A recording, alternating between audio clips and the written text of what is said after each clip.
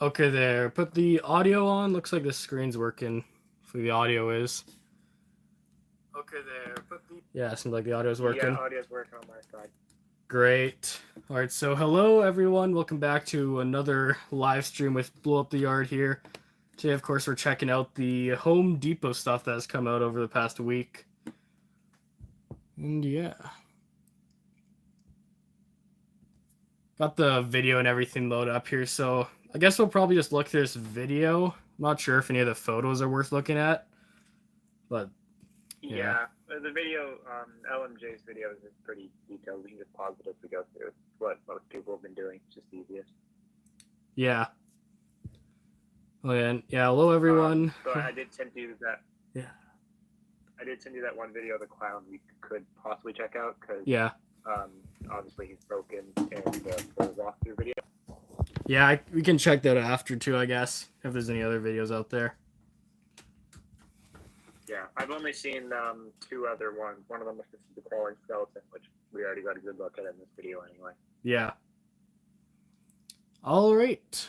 Guess let's get started with this video then, and then yeah, I'll pause as we go through the different animatronics. Yeah. Yes, first guy here, of course, that's Snowman. This guy's awesome. I don't know how to feel about him. I think Creepy Christmas is a bit hard to do in some themes, but I think my favorite, detailed part, everyone's talking about the blow molded body, and it looks good. Yeah. But I think the hands just look, really cool. Yeah, I definitely agree. And, that body, too, the face and everything, how it's not, the classic Snowman design as much. They definitely want that more molded look, which I think looks nice on him. Oh, the face is awesome. I think the lighting effect looks a little cheap. I think they could have done that a little better, but yeah, it's kind of hard to tell in this video anyway. Yeah, I think it's all right, but yeah, so much detail on this guy, definitely. Yeah. When I first saw him, the first few video photos, I thought that he was going to be fabric for the body. It was kind of hard to tell, but looking at it now, I think he is fully blow molded. So that's pretty cool. Some people are saying he's going to be a $200 prop, but honestly, just because how many blow molded pieces he has, and he probably is going to be outdoor rated, hopefully. Yeah, I could see him being one of the 250 kind of props. He just seems like a lot of expensive pieces to be a $200 prop. Yeah, I could definitely see him being a bit more expensive one, especially with how big he is too, because he must be at least 7 foot there, top of that. So. And when it comes to, because assuming that some of the leaks are true, that we're getting basically all the lineup coming to Canada, if I had to guess, I think this guy's going to be online only, just because he's quite niche. You know, it's hard to put in stores. Yeah, that's probably true. Which would still have a good price. Yeah. Right. He has decent animation too, this guy. Yeah, I think the arm animation just looks really realistic on him. It's so simple and it's so used, but I think it just works really well with him. I think because of the focus of the arm, it just looks a lot more realistic than when a lot of other props use it. Definitely. Yeah, originally I actually thought that he was gonna be only a statue one. I didn't really expect the animation, so for me, I think it is good that they did go with the animation. This definitely better than if he were to be just static. And his audio's not too bad either.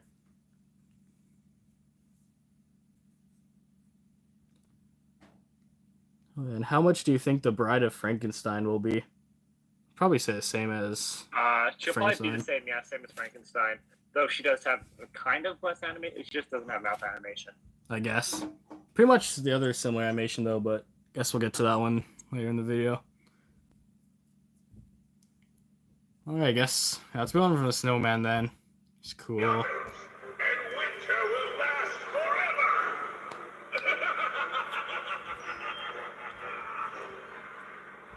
Oh, yeah, next up here we got this Pumpkin Man. This guy looks cool. Yeah, totally. I also believe that he's broken. I think he has to have mouth animation. Looking at the head sculpt and how the jaw is completely separate, being a pack prop, I think he does have mouth animation. It's just not working. Yeah, I guess that might be true. It would suck if he doesn't have mouth animation. Yeah. Because look at the face sculpt. If he didn't, they wouldn't like go out of their way to separate the two halves, kind of like Gordo. I think he's just gonna have like the bobblehead like most pack props. Yeah. I still think he's gonna be $100 prop because even his clothing's simple. Like he doesn't have any boots. He might only have like one support pole on the inside, kind of like Lethal Lily. Yeah. Right. Yeah, definitely does look like that mouth's gonna move. Yeah. Sorry, you go. Yeah. Well, yeah, I never really thought he would have mouth animation, but like, yeah, now looking at it, does definitely look like it is cut out there somewhat. Yeah, I'm still very convinced he does, because like he also has so much room underneath his jaw. Right. You know, like they went out of their way to make that much room. I think he does. It's probably just a really like bad motor, and it probably because these are all probably prototypes too, or at least sample models. So like for example, we know the clown's broken. I believe this guy's probably broken. Yeah. It seemed like quite a few stuff from the demo, or at least a couple of things looked like it was broken. See that clown there, he didn't have can't blame enough, them being sample models. The clown's really weird. We'll get to him later, but like his audio's kind of delayed too. Yeah, I guess these are probably just samples, so most likely. Yeah.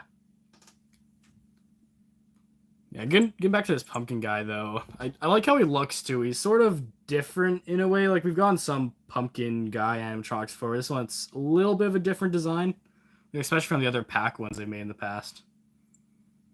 Yeah. I like it. I like the teeth. I like the face sculpt. I think it'd be nicer if he had more detailed eyes. I kind of hate it when they use like solid color eyes. Yeah. Like the rest of his face is so detailed. I like the proportions. I think the hair's a bit much. Like maybe it's a bit of a darker color. But I love like the cape he has too, like that mossy cape he's wearing. Yeah, that looks nice. This one's one of the ones I'd probably get if he was like $150 in Canada, or maybe even less than $200. Yeah. He's one that maybe I would get. I don't think he's one of the ones that I like a lot out of the lineup, but for what he is, he does seem like a decent one. I'll definitely say. Unsuspecting souls. Yeah, I got some alright sound audio there too. Yeah. Oh yeah, and he has a staff there. I forgot about that. Yeah, the staff's really detailed too. I kind of thought it probably wouldn't move, seeing how like the arms are connected, but like the hands are super detailed.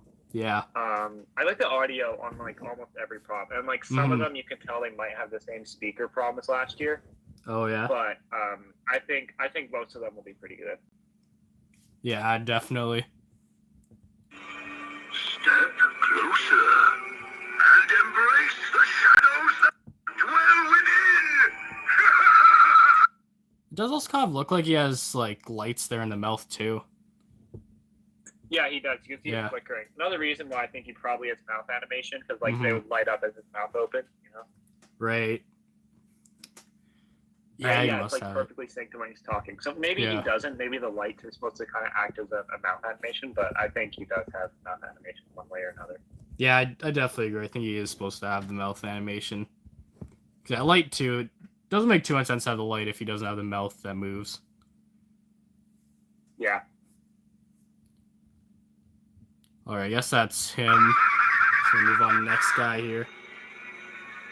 Your fate is sealed, for you have trespassed into my domain.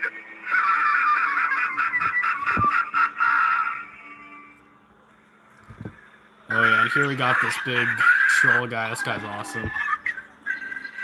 Yeah, Ogre.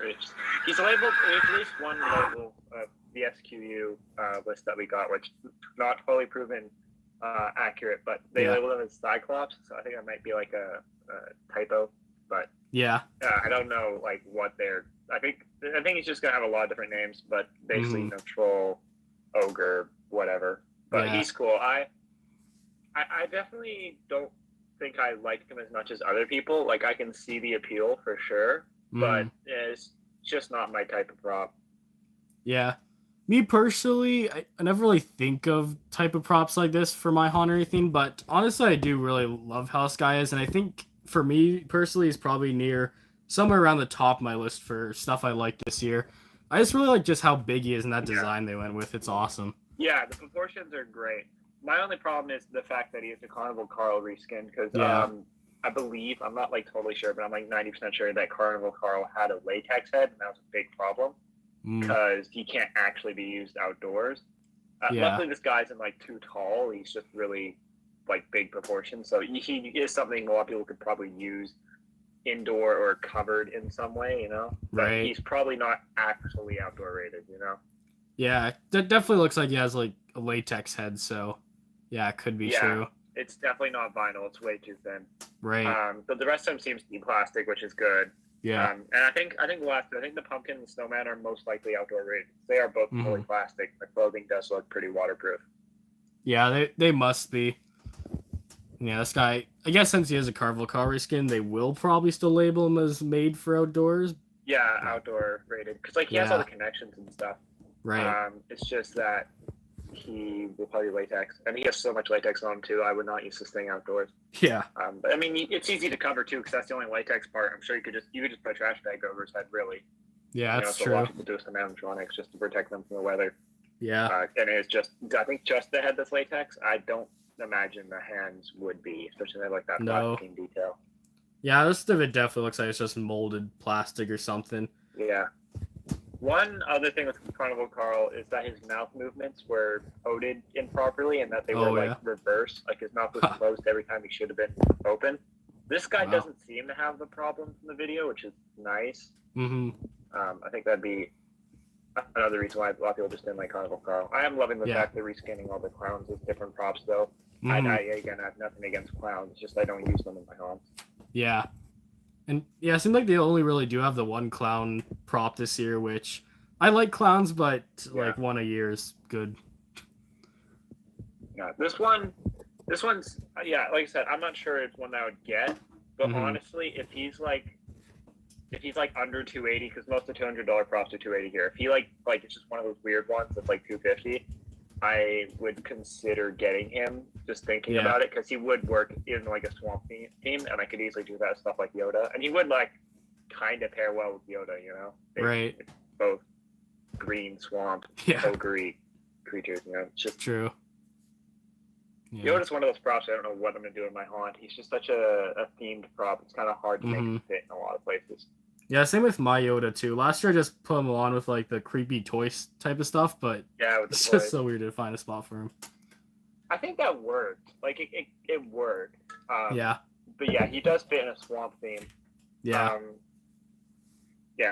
And nice thing is if you change up the clothes enough, then some people might not even be able to tell it's Yoda. Like if you got rid of the lightsaber somehow and like gave him different swamp clothes, he could just look like an elf almost, kind of. Because he is like one-to-one with Yoda in the movies, you know. I think some people came to my haunt last year and like wasn't sure who he was supposed to be. Wow. Yeah. All right. Yeah. Well, Ogre's cool. Yeah, I definitely agree. You might be top 5 for me. I'm not fully sure, or maybe I put him at number 6. I think he's top. I would say top 15. Like he's like again, don't hate him, but like there's some that I really like. A lot more than him. Like the previous two, I would say I like more than him for sure. Yeah. Well, and Artem Skeleton just asked, what's the favorite animatronics from Home Depot this year? So far for me, I think I'd say Zombie Trio, the App Skeleton, those two definitely stand out to me. Yeah, I agree with Alex. I think we both have a pretty similar list. Mine's definitely the zombies. That's one I'm definitely considering. And if you're including props that like aren't new, like re-releases, I'd say Fear Valley. I have like a really good place to put Fear Valley Wolf. And first year he's coming to Canada. I really hope he's in stores. There's a very high chance. And he's really grown on me like the past few weeks. Like he's one of those props, you know, with a lot of the American props, I kind of overlook them. Like same with Soul Slasher. When he released, I'm like, oh, you know, he's an American prop. I'm not going to think too much about him. Yeah. It's in the Fear Valley and stuff. But if he comes to Canada and he is like 280 or less, I'm really worried about the prices this year. But if he is 280 or less, I'm probably going to have to get Fear Valley. Yeah. I'm very curious what the price are going to look like this year, but I guess we'll just have to wait till the stuff gets released. I'm kind of scared because of current political events, but I think Home Depot, especially seeing that if, yet again, not going to get my hopes too high, but it seems like since we're getting most of all the lineup, then at least they're going to be like relatively fairly priced. Like they wouldn't be giving us this much if they knew that they would have to like charge us a lot for it, you know? Right. Yeah. But like even with like current exchange rates and stuff, if Home Depot did charge those prices, they'd still be like the same price you get stuff at Spirit. The only downside is no coupons, but so it's still not like terrible pricing. It's just you know, just means that you're probably not going to get like 5 or more of these guys type thing, you know? Yeah, that's true. All right. Yeah, I guess let's move on. Next guy then. Natural. I like him. Yeah, the animation looks good. Yeah, I like how big that mouth animation is too. Yeah, the mouth, with the tusks and stuff, it works really well. Yeah. I think it looks a little cheap, seeing how the lights are cold. But about that, like at the end of the mouth, it does look. I don't know. It's hard to say. Yeah. But I think one thing that a lot of people hate that I honestly don't mind, color changing eyes. It kind of gives him more emotion, and it turns red when he's angry. So it's a little cheap, but I think it works. Yeah, it definitely does. All right, so next up here, we got on the witch guys for this year, which this is a duo of them. I think it's arguably, I think for everybody, probably one of the most disappointing props because it did almost look like it could have been Servo. I think maybe they're missing 1 or 2 animations. At least the mouth movement will probably be more notable on the produced model because it's like impossible to see the mouth moving. I think the stirring animation on the one witch looks terrible. Like I see what they're doing; they're trying to do something new, but it just looks terrible having the stick go up and down. Like it looks like they're churning butter, not stirring the cauldron. Yeah, it just doesn't really make sense. I wonder why they made that decision. I guess just no. I mean, they tried to do something new. I think they'll be fully outdoor rated, most likely, just seeing how much plastic they have and it could be like clothing. I'd like to think that maybe if there was a couple animations missing or broken, maybe the possum moves, like because they're holding one. Oh yeah, it could. That one which just only has the mouth movement. So I'd like to think that maybe the one missing animation is the possum shaking, kind of like a Sweet Dreams clown type thing, is just thrashing back and forth in her hand. You know? Yeah, that would be cool if it did have that animation, but still, they just have that basic design too of just a classic witch. Like we all know Home Depot's got to do this because they can't sell all these out there props and not try and sell something basic that they know the general audience is going to want. You know, like people that don't have haunts are going to be like, "Oh, look, it's a witch. I'm going to buy this for Halloween." And even they might not walk into a store and want this giant ogre or this super complex skeleton. You know, like they got to have some basic stuff, and you can't blame them for it, really. Yeah, that's true, but that just makes it a lesser good prop, in my opinion. But yeah, I do understand. Yeah, that's it's probably just one of those props that we as the Connor community kind of just have to look over. You know, you know, it's not relevant to us. We don't really have to think that hard about it. Yeah.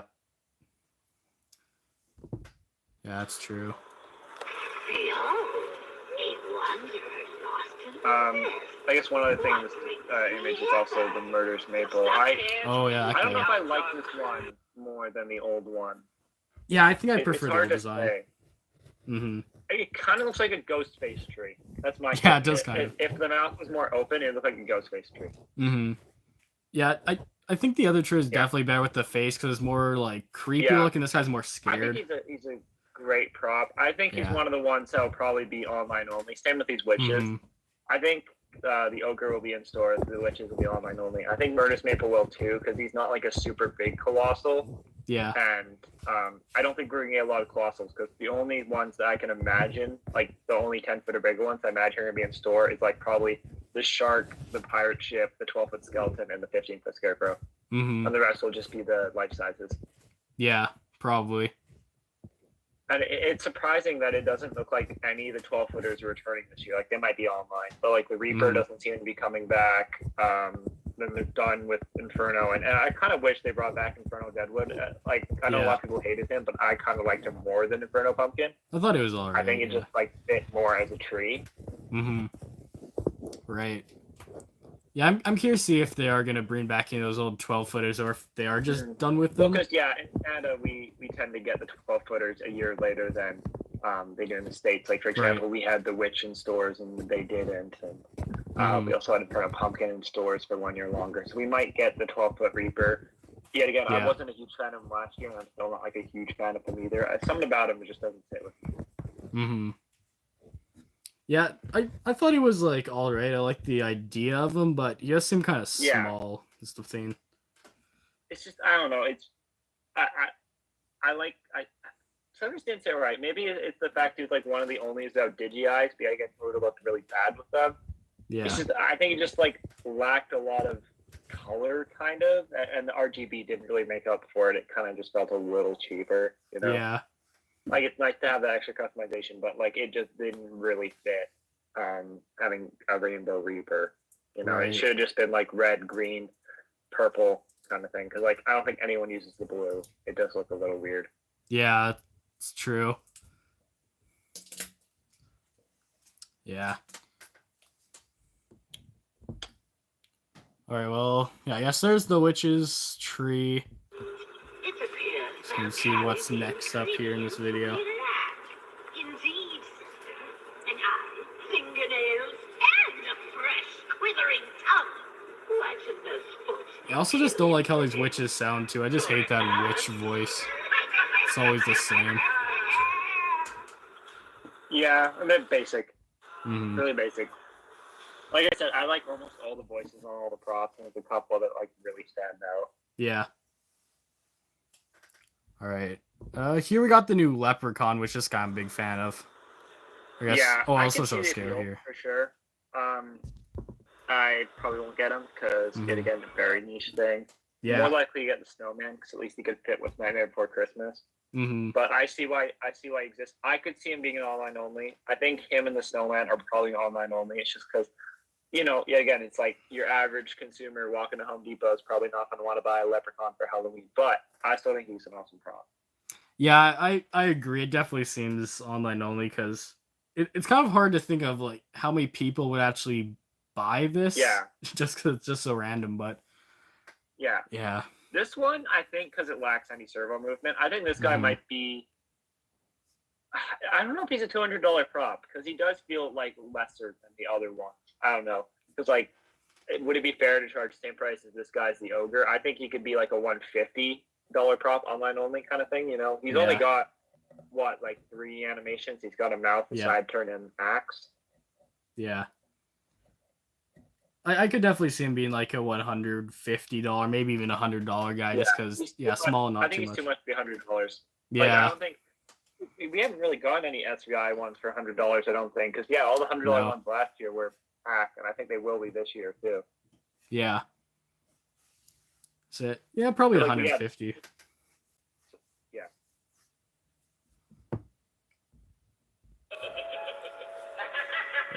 I wish he had some better audio than just the laughing, but it does still work for him. Yeah.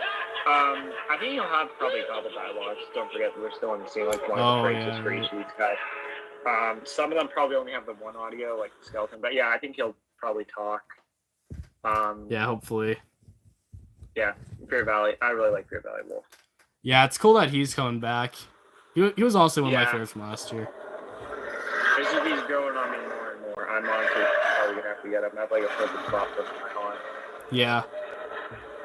I sort of like that mouth animation they gave him. It looks awesome. It's awesome. People are saying the Easter Bunny has it, and I can definitely see that. Oh, yeah.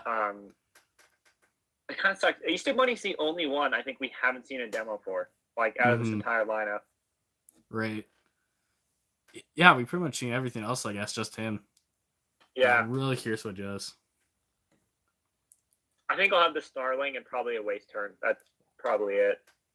Yeah, probably. He does look like... Oh, no, he looks really cool, but...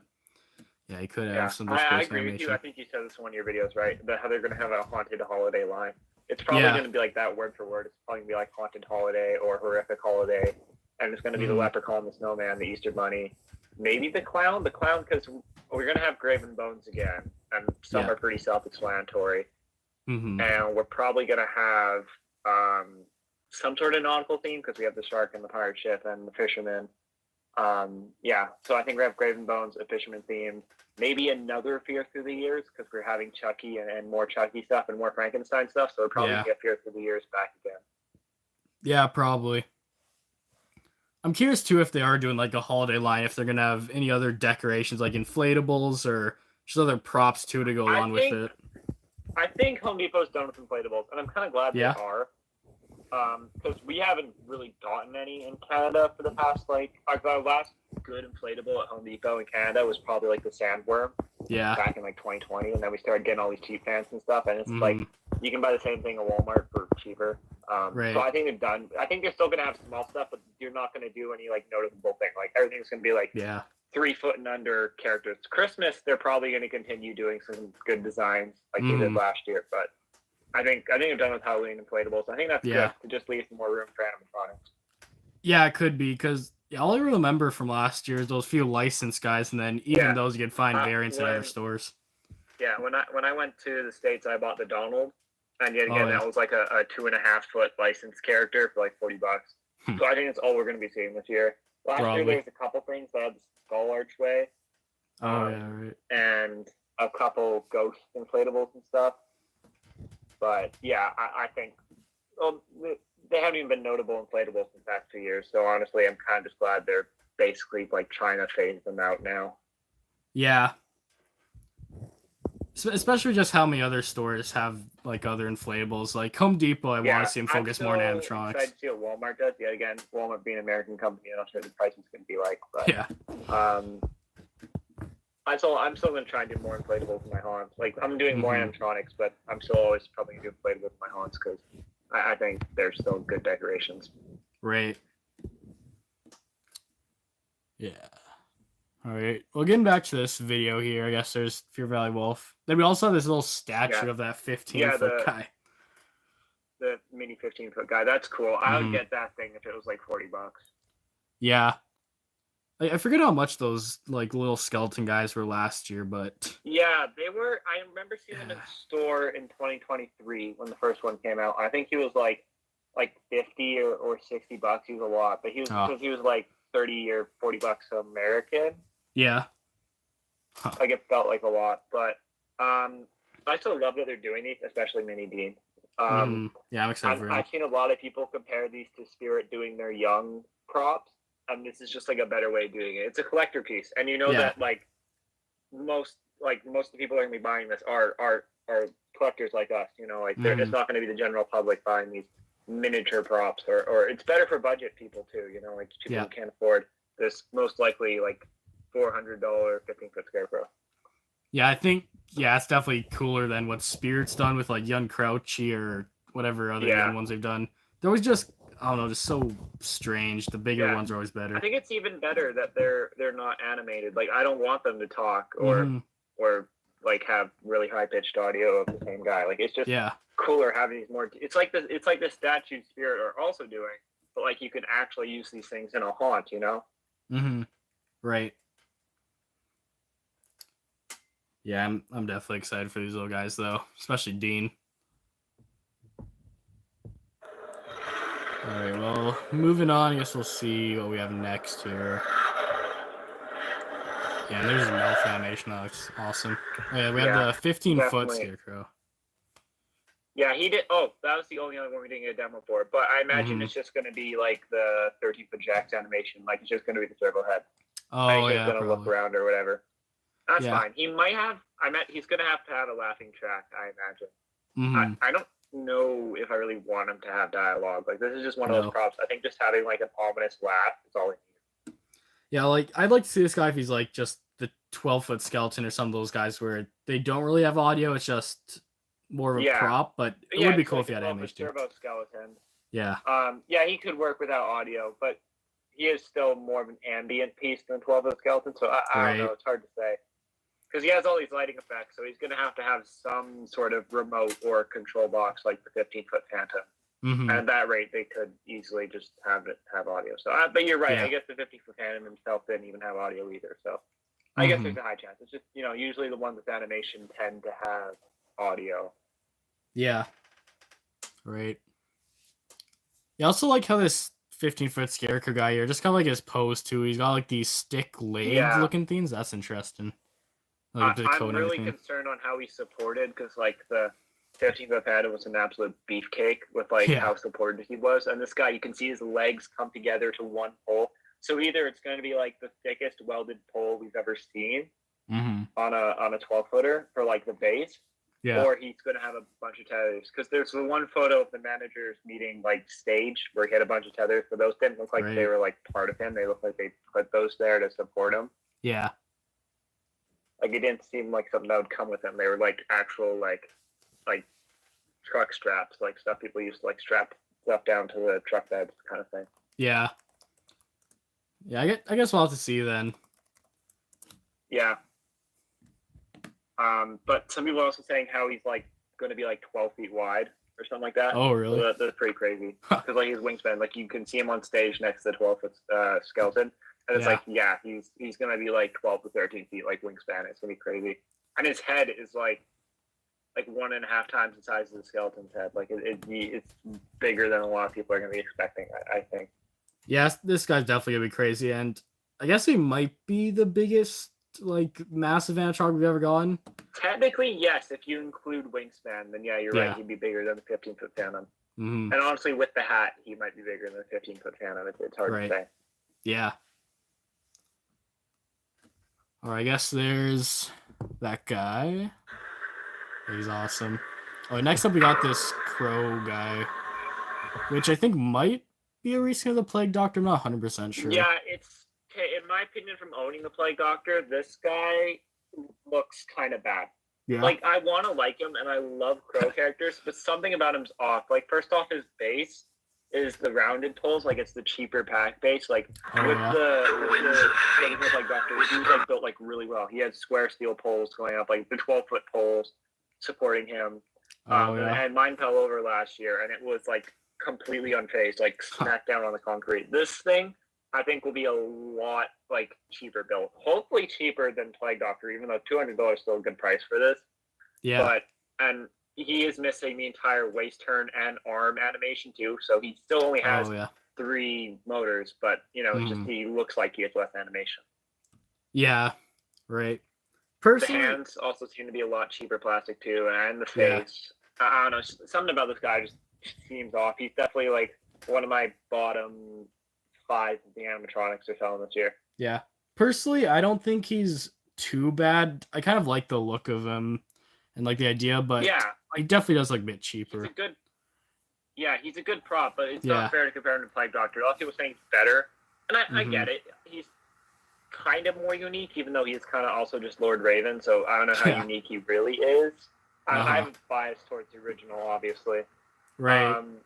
Some of the quality-wise, he just doesn't seem as good as Plague Doctor. And something about the face, I see what they're trying to do, but I think it's like his forehead and like the height of his head is like just too big. Like he looks more human than Crow. Like Lord Raven had a much better Crow face, in my opinion. Yeah, I think he definitely did. I think it was more a skeleton face, wasn't he? Yeah. But he was a crow skull. This guy's just kind of like a kind of half crow skull. Like I don't know. I think the only other 2 things I like about him a little bit more is the lantern looks a lot more unique, and the staff with like I've seen a lot of people call it the clutch stick on a car, like someone would modify a hot rod. That's what you use like a hot rod for an extra shift. Yeah, it looks cool. So I think he's a good prop. Absolutely nothing against people who like him. It's just I have a lot more bias towards Plague Doctor, and this is one that a person would have to convince me pretty hard, or the price would have to be like a miracle for me to get him. Yeah. It's like he's one of those props where you'd think he would do well with Plague Doctor, but I think he's just too similar to work with Plague Doctor. Yeah, I definitely prefer Plague Doctor, but still for me, I wouldn't say he's the worst, but yeah. Yeah, it's just something, like I said, something about quality-wise. I don't know, just one I'm most likely not going to pick up unless he's really like that good of a price. Yeah. All right, well, I guess there's Crow waving out whatever. Within these fields, the echoes of the past linger like ghosts. Yeah, he's got one some other thing about him too is that his staff and his lantern are switched sides. Oh, so really? someone could argue that he would work with Plague Doctor. I don't know. Secrets untold. Yeah. Anyway, I have a lot to say about him. It's just I can't really say anything against him until I see him in person or we see like a thorough demo, Yeah. Or a review. I still think quality-wise he's going to be worse. Yeah, I guess we'll see. I wonder if he'll be outdoor rated too if he is like Plague Doctor, but yeah, I don't know. Yeah, well, I think all the pack stuff's outdoor rated. It's just he like quality. He's just not going to last as well outside. I think with all the feathers. Yeah. And the mask it seems a lot more flimsy, which is fair because it needs the mouth animation. But and the hand, you can see the seam on it, and that really annoys me. Oh yeah. The hand just doesn't look good. Like Plague Doctor had some like really nice boots, and actually this guy doesn't even have feet, as far as I know. I think he's just got the robe to the floor. Huh. Yeah. Yeah, I guess we'll have to wait and see more stuff about him, but yeah, I don't know. I don't want to say anything because honestly, maybe I could pick him up, but I don't know. I have really mixed opinions on this guy. Yeah, I don't think it'd really be one I'd get. He's just not something like that person I'd like he's it. But my theme. Like he's totally my style. It's just I don't know. Too many thoughts about him right now. That's all. All right. Oh, Artem was talking about. I guess he must have said this. We were talking about 15-foot guy. Talking about how Haunted Hill has 4 15-foot guys. Yeah. Oh yeah. Technically, you're right. Those would be. I feel like 15-foot scarecrow will be slightly bigger in width and height, but I guess those would be like the second, third, fourth, and fifth biggest ones. But yet again, is it really fair to say those are in retail when they're like $600 to $800 a piece? Yeah. And no one owns them. Right. I wonder how good quality those ones are too. Yeah. I've seen Savannah, Circus of Savannah, Psychotic Circus of Savannah did a review on the clown one, and it seemed like okay built, but still not like what I think the Scarecrow or the 15-foot Phantom is, you know? Yeah. Right. All right, well, continue on with the video here, I guess. There's like a haunted house portion they have here at this meeting, which I think that's really cool. Yeah, they've had this for, I think, every manager meeting since like 2021 now. But I love the theming they did. I don't know if they had a walkthrough last year. I guess there was some leaks. Who was it? We saw some people got leaked on the inside. I think it was, I think it was Chucky, the first original Chucky. Like people leaked and he was inside this kind of inside theme. Yeah, I think we saw whatever his name was, Jack Spades 2 from the inside last year. Yeah, Jack Spades, you're right. Yeah. He's where I imagine the butcher and stuff sitting now. You're right. It was Jack Spades, him, I think. There's some other guy that was in there. I think it was a witch. It was probably the spellcasting witch. Oh, might have been. Yeah. I like how we're getting this video this year, though, comparing those photos last year. The Pack Reaper, which we'll talk about later, I really like that one, actually. Yeah, I think cool. that one's kind of underrated. That one, I think, is going to be reskin of the spellcasting witch. Yeah, it could be. Guess we'll see. Easter Bunny here. He's pretty cool. One guy we don't have a demo of, though, unfortunately. No, I think a lot of people are right, though. Like, I feel like the lips are way too snarled for him to not have that animation. Yeah. Like this just seems like way too much for him to just not have it. Right. And I'm sure Home Depot's all gung-ho on using that animation again, because, Fear Valley was a very hot seller last year. Yeah, so this guy, too, would probably sell pretty well, especially if he does have a more unique animation. Yeah, I can only imagine, like, the most amount of animations he would have would be the snarling, which would include mouth movement. Maybe ear animation, that'd be kind of cool with, like, twitching ears. Yeah, that would. Which Fear Valley Wolf also has. So, he could just have Fear Valley's Wolf entire, like, face neck. Right. He might have head turn and waist turn. I don't think he has any arm movement, though, because I think both his hands are on the staff. He is holding, like, a little cane. Yeah. So I don't think he'd have waist turn or arm movement, but I think he'd have, like, all the animation basically in the head. Yeah, that's what I'm thinking, too. Definitely looks like it would, I think. Yeah. But, like, looking at the ears now, I actually could see him having the entire face build of Fear Valley Wolf. Like, I think I could see his ears, like, flailing back kind of thing. Like, that'd be really cool. Yeah. Having that extra kind of animation. Yeah. Yeah, I think he's really cool. And, I do really just want to see a video of him. Because I'm really curious. Yeah. All right, well, kind of sucks these two broke yet again, sample models, but I'm a little worried about quality on a couple things. Right. Clown here's cool. I guess we can look at his other video after this one, because you don't get to see like what he fully does in this video. No, because that mouth's broken, but I Yeah, forgot to see that so pop. maybe we could just want to go back to his other generator because it's kind of hard to talk about him when only half his animation's working in this clip. Right. Yeah, I guess we can skip past him for now, but yeah, that animation looks Yeah. interesting. Didn't expect that one. That toy is broken. I think the audio's good though. I think Yeah. he has Popcorn Clown's background audio. Like I can kind of hear it. Uh-huh. Yeah, here Like we can... the same like music box, you know? Yeah. Might be. Yeah, next like up the here. zombies You can here. see. Yeah. Just separate, it looks nice. Yeah. Yeah, I think, like I said, I was a huge fan of Tricks or Treat last year, just one of the ones I couldn't get though. I love the eyes. Like the eyes on these guys, like the glowing eyes works perfectly. Like honestly, these might be like some of the most detailed eyes we've seen in retail. And like the faces are really nicely detailed. They look like way better quality than Trickster Trio. Like I just like these guys all around. Yeah. And honestly, these are one I'm probably gonna have to get. I think these ones will definitely be in store, and hopefully they'll be $280. Yeah. And Trickster Trio last year, they were outdoor rated, right?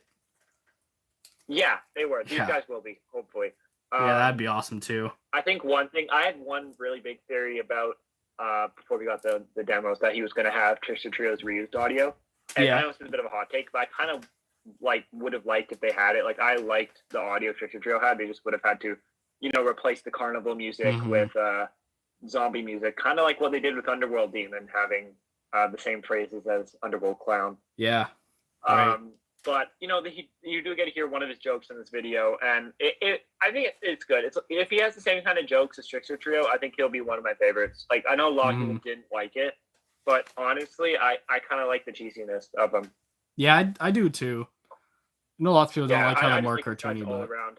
Yeah. I think all of them look good, and my only other complaints about the audio, but which we can just hear in the other clip and all that.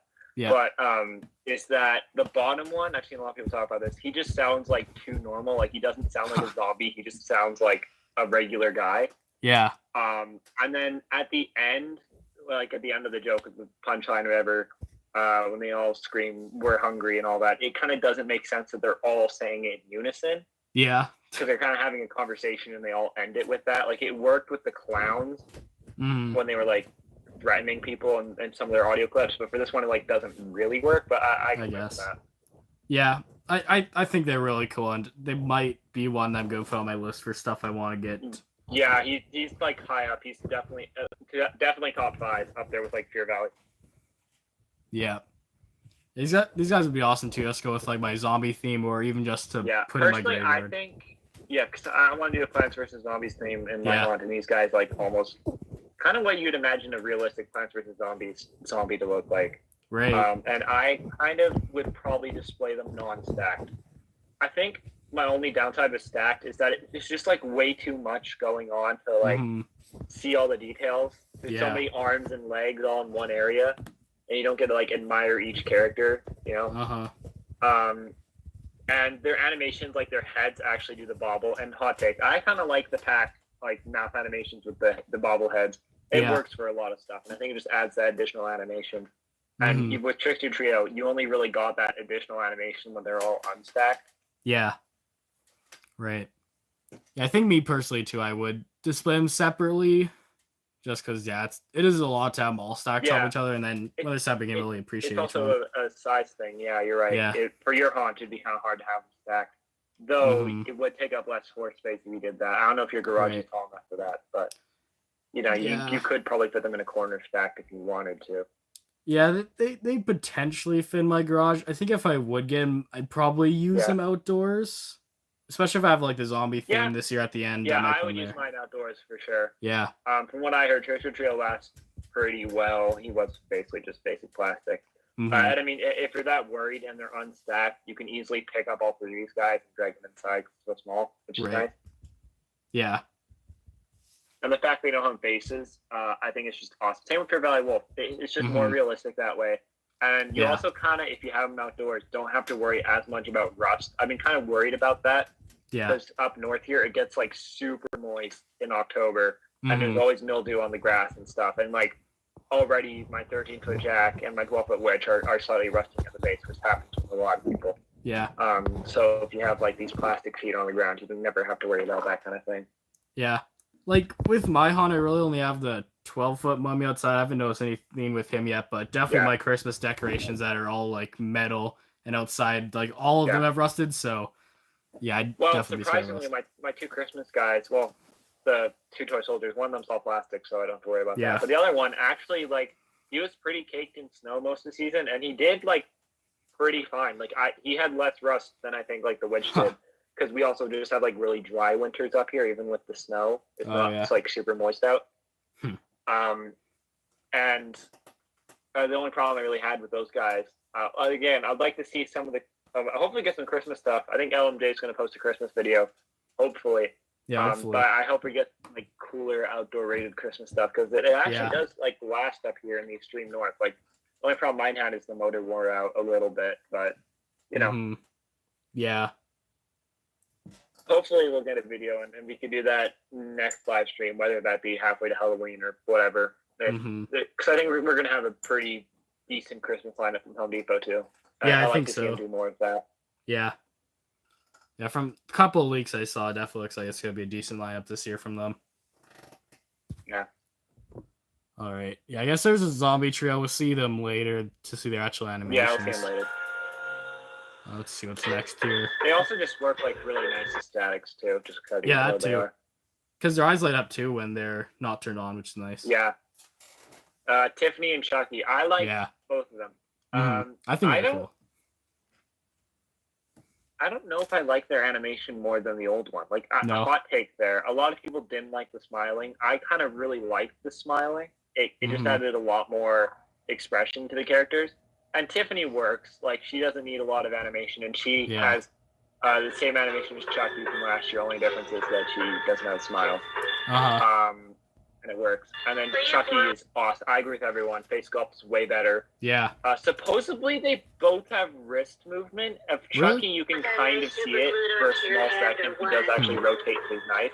Yeah. But I don't know if Tiffany does. I don't see it on her. She might be doing it right there. It's kind of hard to tell. Yeah, maybe. But I like that some props are having more wrist animation, like Darth Vader, because she just like makes their hands super expressionate. You know, like a lot more body language that way. Right. Yeah, definitely just Chucky's adds face more. sculpt is awesome in this. I love the fact that the second eye just doesn't have an eyelid. So technically speaking, he kind of has THD's animation, but THD didn't have the second moving eye. Yeah. But you know, he's I like the fact because it's so cool too, because when his eyes are closed, you can still see the other eye like moving around a little bit. Right. Yeah, I think I might prefer the face this year. I don't know, I just like the look of it more. Yeah, I think the hair needs a bit more styling. I know that this is what Chucky looked like in like Friday Chucky, which is, in my opinion, one of the worst movies. Chucky. And I kind of like the fact they did the series, because he does actually look really good in the series for last year's model. But you know what? This is faithful. It's like still not my favorite style. Like the face looks good. I think it's the hair that just really, I don't know. That could use some customization. But yeah, he's great. Right. Let's see. Can we see his wrist turn animation, I wonder? Yeah, you can a little bit in this video. I think after he raises and lowers it, you can see him turn it a little bit. It's like for a split second. Yeah. But I like first animation. It just seems a lot less notable than his like smile last year. But you know what? Because I think it was there. No, he doesn't have wrist turn. He has the forearm turn. You could see him like extend his hand out sideways. You know. Yeah, so it's not like wrist turn, but it's more like arm turn, kind of. You know. Yeah. Elbow turn, I guess. I guess elbow turn would be more accurate. Yeah, I guess so. Yeah, I think it looks good. They're both really good duo characters. Yet again, I think a lot of people have been saying this, that it'd be awesome if they interacted. Maybe they do. Like, their audio kind of fits together. Yeah. But I think I agree with a lot of people saying that, like, if they did the Corpse Bride thing with Chucky and Tiffany and Frankenstein and the Bride, it'd be hard to do Frankenstein because, you know, he's already an existing prop. Yeah. but they still work really well together. Mm-hmm. I like that they're doing these licensed duos, and Yeah, I that's still awesome. believe that we're going to get a Gilman and an Imhotep animatronic. There were some like leaked descriptions or leaked names, and I could definitely see because Universal's all gung ho on making more of their servo props. So I think those two will be some secret on my we don't see until after halfway to Halloween. Yeah, I think so. Yeah, they've got some good licensed stuff though, as always from Home Depot again. Yeah. I guess we move on to whatever we have next, which is the app skeleton. This guy's awesome. Yes, you. Yeah. I love this guy. I don't know how to feel about him, but you go first with your opinions here, because I got a couple things to say about him. Yeah, like, he's just a skeleton, and I don't care too much when they make these skeleton animatronics, but I really like the concept of them taking an animatronic and they can just control it all from an app, because some of those other products from, like, Canadian Tire stuff for Christmas, I've really liked how you can control from an app, so I'm really excited for this guy, and I might get him just because of that feature, because I could always customize him too and stuff. It's like, this is one I'm not sure if I'm going to get, and I have a bit of a long story I'll tell after, but there's a whole reason I'm not like totally sure I'm going to get him. Oh, yeah? Huh. Yeah. Well, Artem Skeleton said it's her favorite of all time. I don't blame people for saying that this is their favorite. I can see it. Like, this is what would be described as like the perfect customizable prop, or like the perfect endoskeleton for any kind of prop, you know? This is what he is. Like, a lot of people are saying that, like, there's really nothing to complain about him, and I agree. And that's not where my complaints come from. It's just like a reason that I might not get him. Great. Yeah, I like how they made him a skeleton too in a way. I would have liked to see more of if it was like a Halloween monster, but with him being a skeleton, I do like how you can put a costume over him pretty much if you want, I guess. Because it's just a human shell, basically. Because he's a skeleton. You can do really anything with him. Like, I know people have done like so many things with Grimm, especially before he got stuff like Frankenstein. People would throw like all sorts of masks on there. They would like use moldable latex and stuff to make like custom faces, and and he is Grimm. Like, you see the animation, he has the same arm animation, the same waist turn, sensor. I think the rib cage is slightly different sculpted than Grimm's. I think it's thinner than Grimm's rib cage, and the head sculpt is not identical. It's really, really similar, but I can definitely see, for example, the eye sockets with him having digi eyes instead. But I think the proportions on the face, like the nose looks bigger than Grimm's from what I can remember. Right. Yeah. One thing I don't understand about this, because like the app seems pretty self-explanatory. From what we can tell so far, from the descriptions, you can put up to 7 audio files and animations onto him. You can control any of the colors of the lights in the mouth and the rib cage, and you can activate strobe modes for them. Nice. I think you can control the waist turn and arm movement and the head tilt, though I'm not sure. Maybe it's just like you decide if it's on or off. Because in this, it seems kind of random how he moves. You know, maybe you just decide if you want those things to move. I don't know if you had to decide, like, specifically what time you want them to move kind of thing. Yeah, I guess. And then the digi eyes looks like you can change them mid-animation, which is cool because you can do all sorts of facial stuff with that, you know. I'm not sure how the head tilt works. It's also a bit complicated. Jaw seems to just, I imagine it's just some sort of program where whenever you upload the audio, like similar to Headless Help and a bunch of Jemmy's old stuff, it would just have a small process or whatever. It would the computer would determine when the mouse should open whenever the audio is going through. Probably, yeah. Could see it being like that. One thing I don't get is where's his speaker and control box? Because with Grimm, it's pretty obvious that his speaker was, you know, like up in his rib cage, like you could see it. I don't see any speaker on this guy, so I wonder if like all the control box is in his head. I don't know, like there's a decent amount of room inside of like Grimm's head. Like I have the Inferno skeleton, and you can see he has a lot of hollow space in his skull. Yeah, but I don't know, like because it's the app control thing. It has to have a large control box, so maybe it's like it's got to be either in the rib cage, in the pelvis, or in the head. Yeah. But like I don't see anything in the rib cage. It looks like really hollow. If it was in the head though, I just wonder how heavy it would be up there. Yeah, exactly. Yeah. And you need more room. So it must be in like the pelvis or something. I don't know. Must be. Whoever they did I think that was one thing I didn't like with Grim, is that the speaker was kind of obvious in the back of his rib cage there. But maybe it's there and we just can't see it. I don't know. But like, congrats to them for making such a seamless skeleton and fixing basically everyone's problems with Grim. Mm-hmm. Yeah, I think this guy's definitely better than Grim, I would say, just with that customizability. Did you like that? Yeah, I mean, posable fingers on the arms are great. And I think you can pose from what we can see, you can pose the backbone, like right above where it turns. It looks like you can have them lean however you want. Yeah, I think Kind of so. like the ultra posables, where you just have a ball joint right above where the waist turn would be, and you could like pose how much you want them to lean and stuff, you know? Yeah. But yeah, that's awesome. I really like how you can like choose your own audio too for him. Yeah, That's fine. I think, like I said, the one reason I might not get this guy is, I think he's gonna be like he's gonna be a hard prop to get. Like, even in store, I think everyone's gonna buy him up. I think so. I think it's a big thing with me. I don't like having props that other haunts have, and that's my big gripe with Home Depot, really, is that, like, everybody has these things, and they become a little cliche, in my opinion, like, after a while. Like, maybe it's just I get envious seeing it in other people's yards kind of thing. But the other reason is because one of my relatives is helping me work on a custom servo animatronic, like, right now, before this got released. And I was basically going to do the same thing, taking a servo animatronic shell, or we're 3D printing it from scratch and stuff. And he's designing, like, all these hand movements for me and all this. And I'm going to program it and probably turn them into mummies. I'm not totally sure, but that'll be on my channel eventually. And I feel like I don't know what to do now, because this is basically what I was trying to make. I made a perfect version now, but I already have these things that my relative's making for me, like, halfway, like, done. And so I'm probably going to finish those, and I don't know if I'm going to buy this, because I already have, like, these props. I already have these custom servo animations and audio and stuff, you know? Yeah, that's definitely a fair point.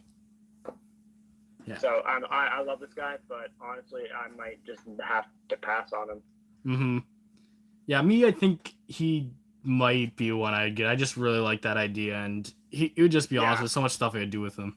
I think if I did get him, unfortunately, I'd have to put him kind of near those other guys I'm working on.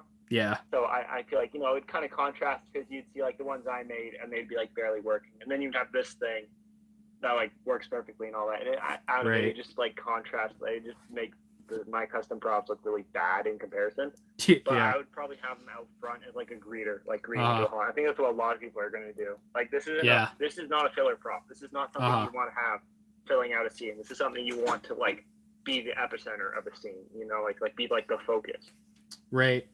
Yeah, I think if I get him, I'd definitely use him as, like, the entrance to my haunt. Maybe I'd have him, like, green people or something. He's outdoor rated, so it just works great, like, as a greeter prop. Right. Yeah, it's going to be awesome. I'm just curious pricing on him, too, if the feature of him being customizable will be more. He's going to have to be, like, at least $280 American. Like, he's not going to be cheap.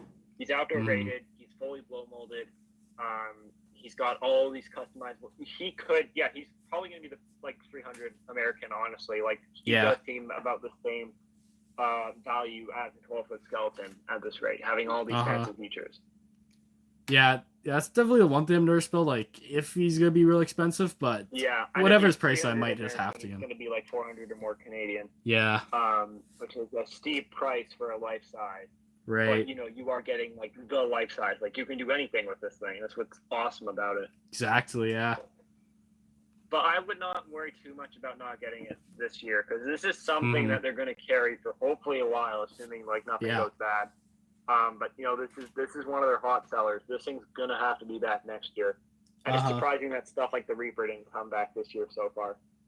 Or capping cuts and stuff, but this is like their staple piece for this year. This is going to have to come back, so I wouldn't worry too much if people don't get it this year. Yeah, I am curious too if its technology is going to catch on to if they're going to be making more customizable animatronics like this in the future. But... Yeah, I think because that's what Home Depot's been trying to do for years. More customizable stuff. I don't think there's going to be another, like, app guy on the scale. No. Maybe. If they get, like, too confident, they might make a 12-foot version of this guy, and I think that would be a lot. I think what they do is maybe next year just take, like, the head and just like take the servo 12-foot skeleton and apply this technology to it. So you basically have this guy, but 12 feet tall, but with no waist turn and no hand movement. Mm-hmm. You know? Yeah, I guess. That would still work. I don't know. I don't want to give him too many ideas because that prop would be like 500 or 400 American, 500 Canadian kind of thing. Probably, yeah.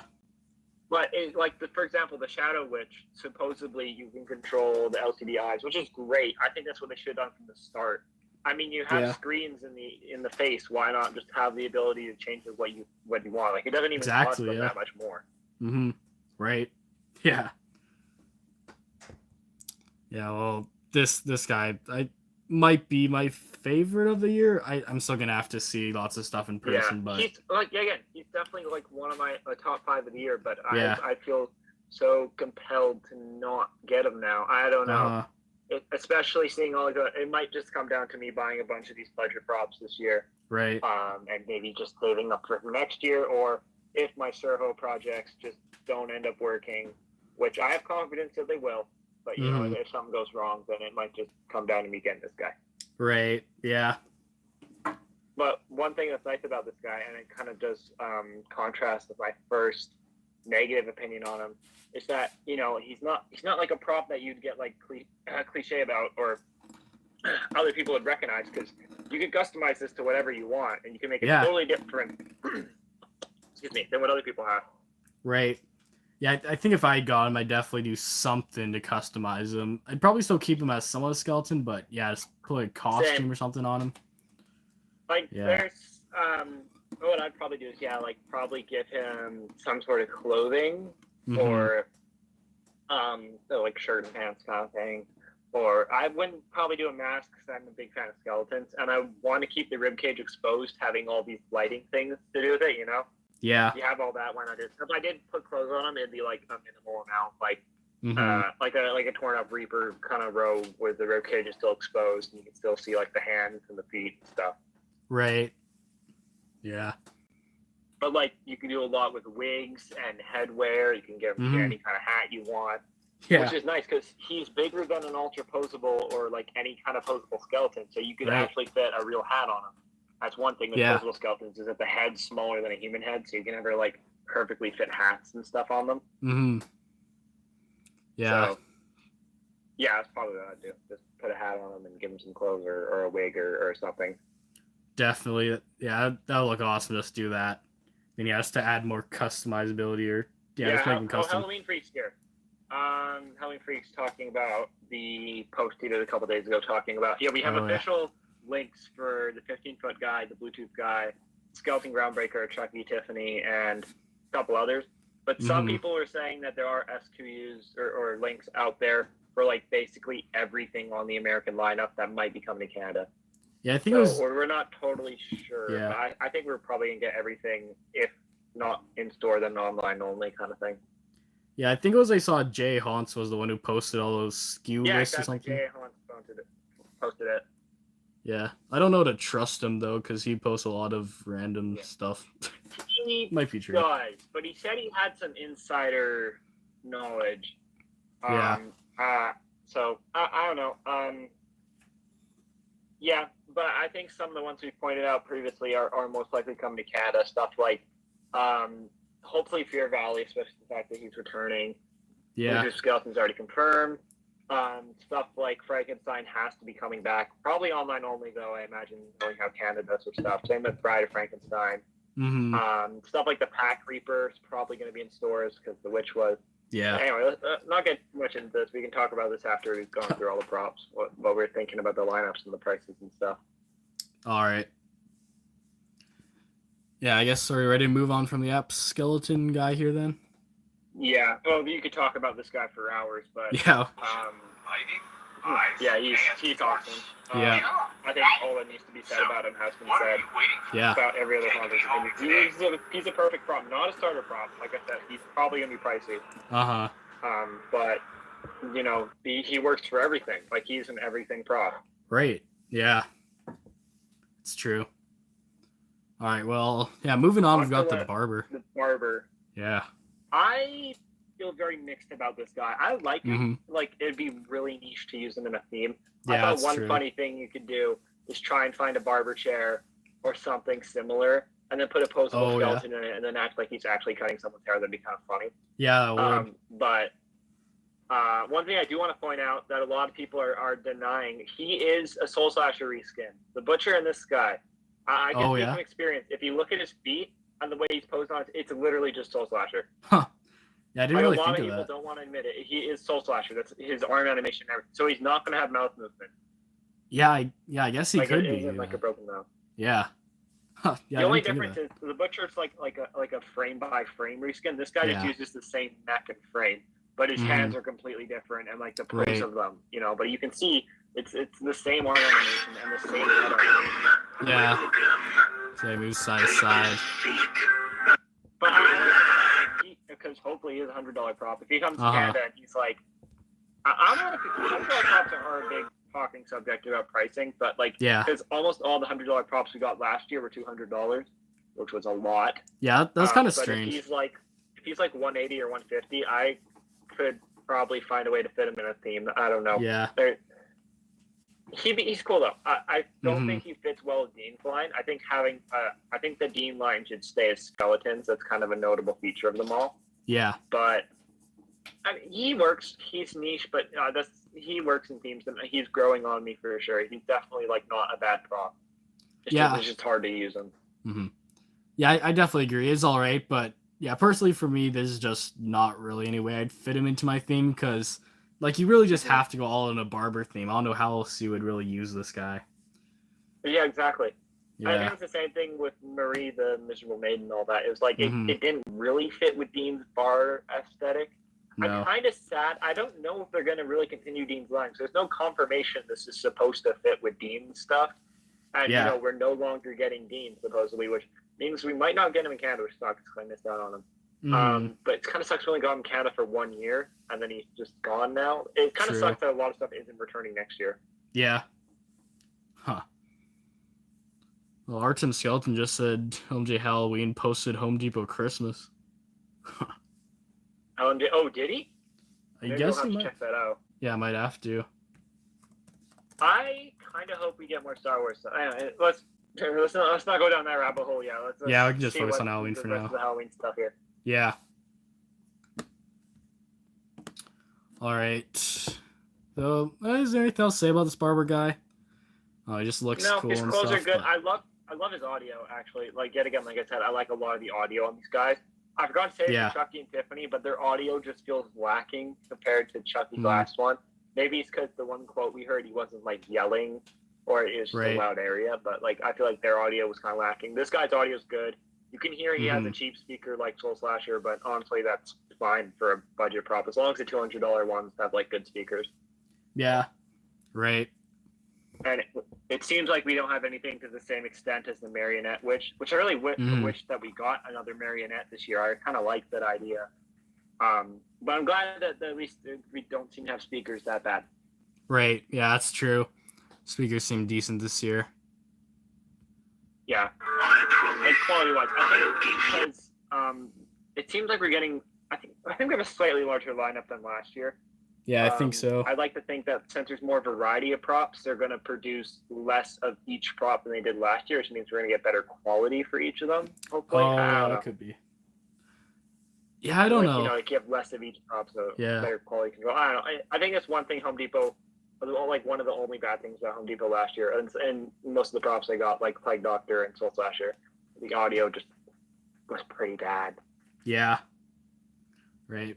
But I guess just with their price tags on some of them, it's like all right. Yeah, but, for $100 props, like I said, you can't blame them. $100. I mean, same kind of quality you get at Spirit or whatever. A lot better quality than what you get at Spirit. Yeah. But I don't know. Hard to say. Right. I guess there's the barber then. Yeah, I do like that art animation too. Yeah, I guess there's releasing that one there. Like a lot of people say, they can't tell it is a Soul Slasher reskin. Yeah. But it works really well for this guy. Yeah. And the pose of the arm and stuff. I don't like how his second arm is kind of like curving around, like his static arm. Oh, I think it'll be slightly posable. It's probably I think so. I think the moving arm looks good. This one just seems like maybe he's reaching too far to the side, and this looks a little less realistic. Yeah. Could be. Maybe bend it down a little bit, and it looks like he's holding it more up. He's literally holding it sideways, and it works if he's like, if we have him in a scene looking like he's trying to cut someone's hair. Right. But I don't know. It's interesting. Yeah. All right. And off it goes. Yeah, his audio lines sound cool too. If it's not what you're after, I'll give that magnificent mane the world's I think greatest his Soul Slasher free voice actor too. It's a very, Oh, yeah? very similar rap. neckline. Yeah, that could be. I like how he has like a slight, I don't know, it's kind of like almost a British accent, not really. They're kind of going for that motif anyway. And I think the hair looks good for a budget prop too. Yeah, I it think does. A lot of people forget that when it comes to budget props and detail, he might be more than the Butcher because like the quality of the clothes and the hair and stuff. Yeah, it could be. All right. Yeah, well, next up here, we got the mini Dean, which just looks love so this weird, guy. but I like it. Yeah. One thing I think would be awesome to do with this guy because he is smaller and is static. Is this probably isn't part of the produced model, but it'd be awesome if he came with like a mini pump so he actually pours some liquid. Yeah. Because it's kind of hard to do that with the original Dean being an animatronic, and you're kind of worried about water and all that. Right. And seeing how he doesn't seem to have the lighting effects, you could easily make him actually pour a little drink. I think that'd be awesome. I kind of wish they did that with the original Dean, but I know it's kind of hard to make waterproof props, especially for cheaper price. Yeah. Right. Yeah, it's still a statue, though. It's nice. But, yeah, it's still an awesome statue. The interesting about the SQU list we got from Jay or whatever is it was only up to date with the stuff that we got at the time. So, for example, the Easter Bunny and the clown wasn't on it, and neither was the mini Dean. Yeah. So, again, another reason it might be fake. But it's hard to say if we'll get this guy in Canada. I think he's a bit niche to get in Canada. I just really want him in Canada because, like I said, missed out on Dean, and he's just honestly just a fun little piece, especially to have set up at like my hot chocolate stand just as a tabletop. Yeah, that'd be cool. But if he comes Canada, I don't care if he's $60. I'm gonna buy him anyway. Yeah, I'd consider getting him. I already have the other Dean, so I don't know if I need a little statue version, but yeah, it's kind of cool though. You could probably work it into your theme of the bar and all that. Like, either you could have him sitting on the counter next to Dean. Yeah. Or maybe you could try and do something where you make it look like he's actually a statue of Dean, and you can have like the owner of the bar or whatever, and have like a little statue memorial of Dean kind of thing, you know? Yeah. Could do something like that. Or have him as like a little Easter egg, like hide him somewhere in the bar and see if anyone notices this tiny little Dean hiding behind a cabinet door or something like that, you know? Yeah, that'd be kind of funny to have. Yeah, but yeah, he's awesome. All right, I guess next up here behind him, we got the Butcher, which I'm a fan of this Butcher guy. He's cool. Yeah, this Soul Slasher is good. Definitely Soul Slasher is good. Yeah. He's awesome. I like the pink skull. I don't know why it's folded in this video. It was fine in the last photos we got, so I don't know what happened, but his hat got wrecked. Yeah. But he's awesome. I don't love the fact he uses the same pointing finger as Soul Slasher, but it works. Like with his audio, I think his pointing animation works better with his audio than it did with Soul Slasher. Yeah, there's only like agree. 2 of Soul Slasher's audio clips. He actually like does like the "you" over there, and then this one we can clearly hear him using a couple audio clips of the pointing at the people in the barber or the butcher shop or whatever. You're the next victim or whatever, you know? Yeah. Right. So he's awesome, especially again, kind of worried that he's going to be a $200 prop in Canada. But I think this is one that works great. I think he's cool. Would not buy him because I don't do a butcher theme. I try to kind of steer away from gore, kind of. So I probably won't get him, but he's awesome. Yeah, I'd like to get him. I'm not sure how I'd fit him into my haunt. I could potentially do a butcher theme. You could. Yeah. You could kind of work it in the bar too. If you wanted to do like just a restaurant, you could have in one corner you could have a bar with Dean, and the other you could have like a kitchen. Yeah, I could. Or you could try and divide your bar into 2 and have like maybe like do some sort of like kitchen doors going into the next room, and then having this guy in the in some sort of butcher shop or Yeah. the kitchen of the restaurant that Dean's working or whatever. Right, yeah, I could do something like that, which would be It'd awesome. be kind of cool if you did like some sort of interactive double doors like that, like the old restaurant kitchen doors. Yeah.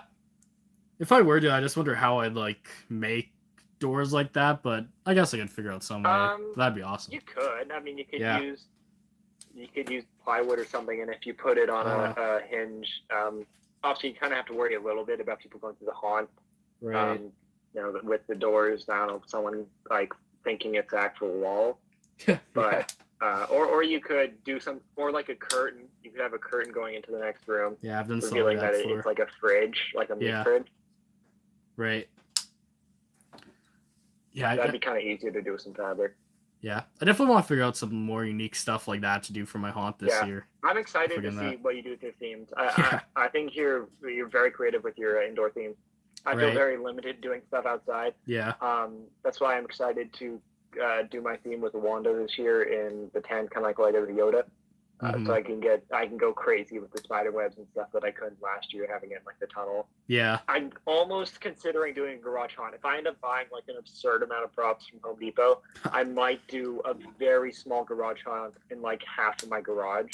The only Yeah. problem is that like my mom's car has to stay in the garage, and Oh, really? like already like 1/3 of my garage is just the inflatables and animatronics. Yeah. So it'd be kind of hard. But I would love to do indoor themes because I'm always like so inspired with some of the creativity you have in your themes and like the scene setters and stuff. It's awesome. Yeah. Yeah, it's always nice just doing an indoor theme, and especially for me too. Like my yard's not that big, so I don't really have room outdoors. But Yeah. yeah, My haunt will always probably be more yard focused, and even whenever I get my own place, I'm probably Right. still going to do yard haunts. I think having more open spaces, like allows you to do more themes, but like Yeah. when you have a couple enclosed spaces, it gives you the opportunity to do a lot more detailed stuff. You know, you can't do a lot of detailed stuff outside. yeah. That's But- definitely the good thing about like indoor. Definitely more Yeah. like detail, but yeah, doing outside is And cool seeing too. just how many more outdoor rated props we're getting is better Yeah. for my kind of theme. But Right. I still think doing indoor themes is just as cool. Right. Yeah. Yeah, I agree. All right. Yeah. Well. Yeah, the butcher there guy. He's awesome. I Yeah. might have to get him. I'm not sure if he is a cheaper one. I don't know. We'll talk about prices. Yeah. We'll see. I think that's going to be a big deal though with a lot of Canadian concerts this year. Listen, we are getting the full lineup. You know, there's a lot of cool stuff, but Yeah. you know, like with the American haunters and all that, they know the prices they're getting, but Hmm. with political stuff and all that crap, it's kind of hard to tell what Halloween season's going to look like for us. Yeah. But I think there's hope. There's hope for good prices and all that. Yeah. And if not, stuff like Canadian Tire might pull through, but we'll have to see. And Spirit, Hmm. I already know is going to be like really bad this year if the exchange rates don't go down. Because Right. like Home Depot kind of like works around the exchange rates, and like sometimes there is none. Yeah. Like with Frankenstein last year, It's just so how he was random. like absurdly cheaper. But Yeah. then like Spirit always goes with the exchange rate, so they're Yeah. probably going to be a lot this year. I find Spirit's usually under the exchange rate because I've done the calculation, and Spirit always does 20%. Under by a percentage, but then Yeah. like I said with Home Depot stuff, sometimes there's like a 5% increase, or like Right. sometimes there's just like no increase. Like sometimes it's above, like I said, with the $100 prop, sometimes being 200 in Canada. Hmm. But I don't know. Pricing is Yeah. the big stopper for me this year because honestly, I'm probably gonna end up getting less than I did last year. Last year, I think I went a little overboard with my budget. I definitely exceeded it, and Yeah. I think I need to set a bit more of a reasonable budget this year, especially because we're getting all these better Christmas stuff, and Right. I always keep spending so much on Halloween, and then I spend like almost as much at Christmas. So if I can spend less Yeah. at Halloween, then it gives me more actual money to spend on Christmas stuff and all that. Yeah, it's true. Yeah, last year I definitely went crazy a bit too, just with buying a whole lot more stuff, and this year I might just buy less, just spacing reasons. The time I buy the most stuff is Yeah. always post Christmas. I almost get nothing November 1st. Like last year, I got that one guy from Halloween Alley. Yeah. And this year I just bought like an absurd amount of stuff from Walmart and Canadian Tire, and it's like way too many inflatables. So I might end up selling some. I'm not totally sure. There's still like, I still have like 4 or 8 inflatables new in box sitting in my garage that I bought like Boxing Day last year that I've never even touched. Huh. Wow. Yeah. So yeah, I think for sure I might need to sell some inflatables if I want to buy all this cool stuff. Yeah. Yeah. I think there's only a few animatronics left now, right? I guess the only one left in the indoor stuff here is the Shadow Witch. I don't know what her name is. I've been calling her the Shadow Witch. I think it works. I'm just calling it the Purple Witch because I honestly don't know what's going on. Looks like Servo. I love that thing. That thing also is at least semi-confirmed to be coming in Canada. Yeah. Definitely going to get that for my demon theme. He's awesome. I love the detail and the spikes on him. Yeah, it would be cool to get Fear theme there. But Shadow Witch, this is probably my favorite witch prop of all time. I like Lily, but she was just too basic to be a witch. Like, she was too smooth. She was too clean.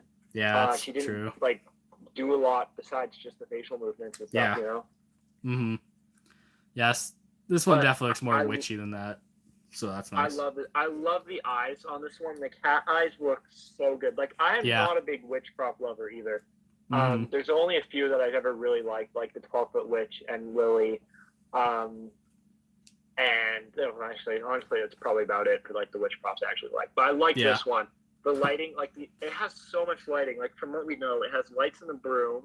Mm-hmm. It has the facial, the LCDs. It has some sort of light projecting onto the face. I think it must be on the broomstick or maybe underneath the brim of the hat. Yeah, must be. And then it's just like lighting wise, this thing looks so good, and it looks so realistic having the full head servo and the arm. And sometimes like for this instance, the LCDs kind of look more realistic than the normal eyes.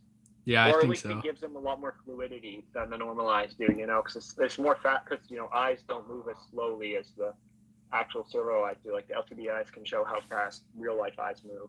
Right. And like the pupils dilating and stuff like they do. I love the arm animation. I think it has 3 servos. It's got a wrist turn and up and down and side to side. Basically Darth Vader's build. I love it because it's great having a witch with like moving hands, so it looks like she's actually spellcasting. Mm-hmm. And like I said, hand movement adds a lot of body language to it. I just really like this one. This one is going to be definitely 280 prop. Definitely. This is the only other prop that we know of that will be customizable with the LCD eyes. Right, yeah, that's true. Yeah, there's so much animation. Yeah. There's stuff like the fireworks and the hearts and all that extra stuff they added last year.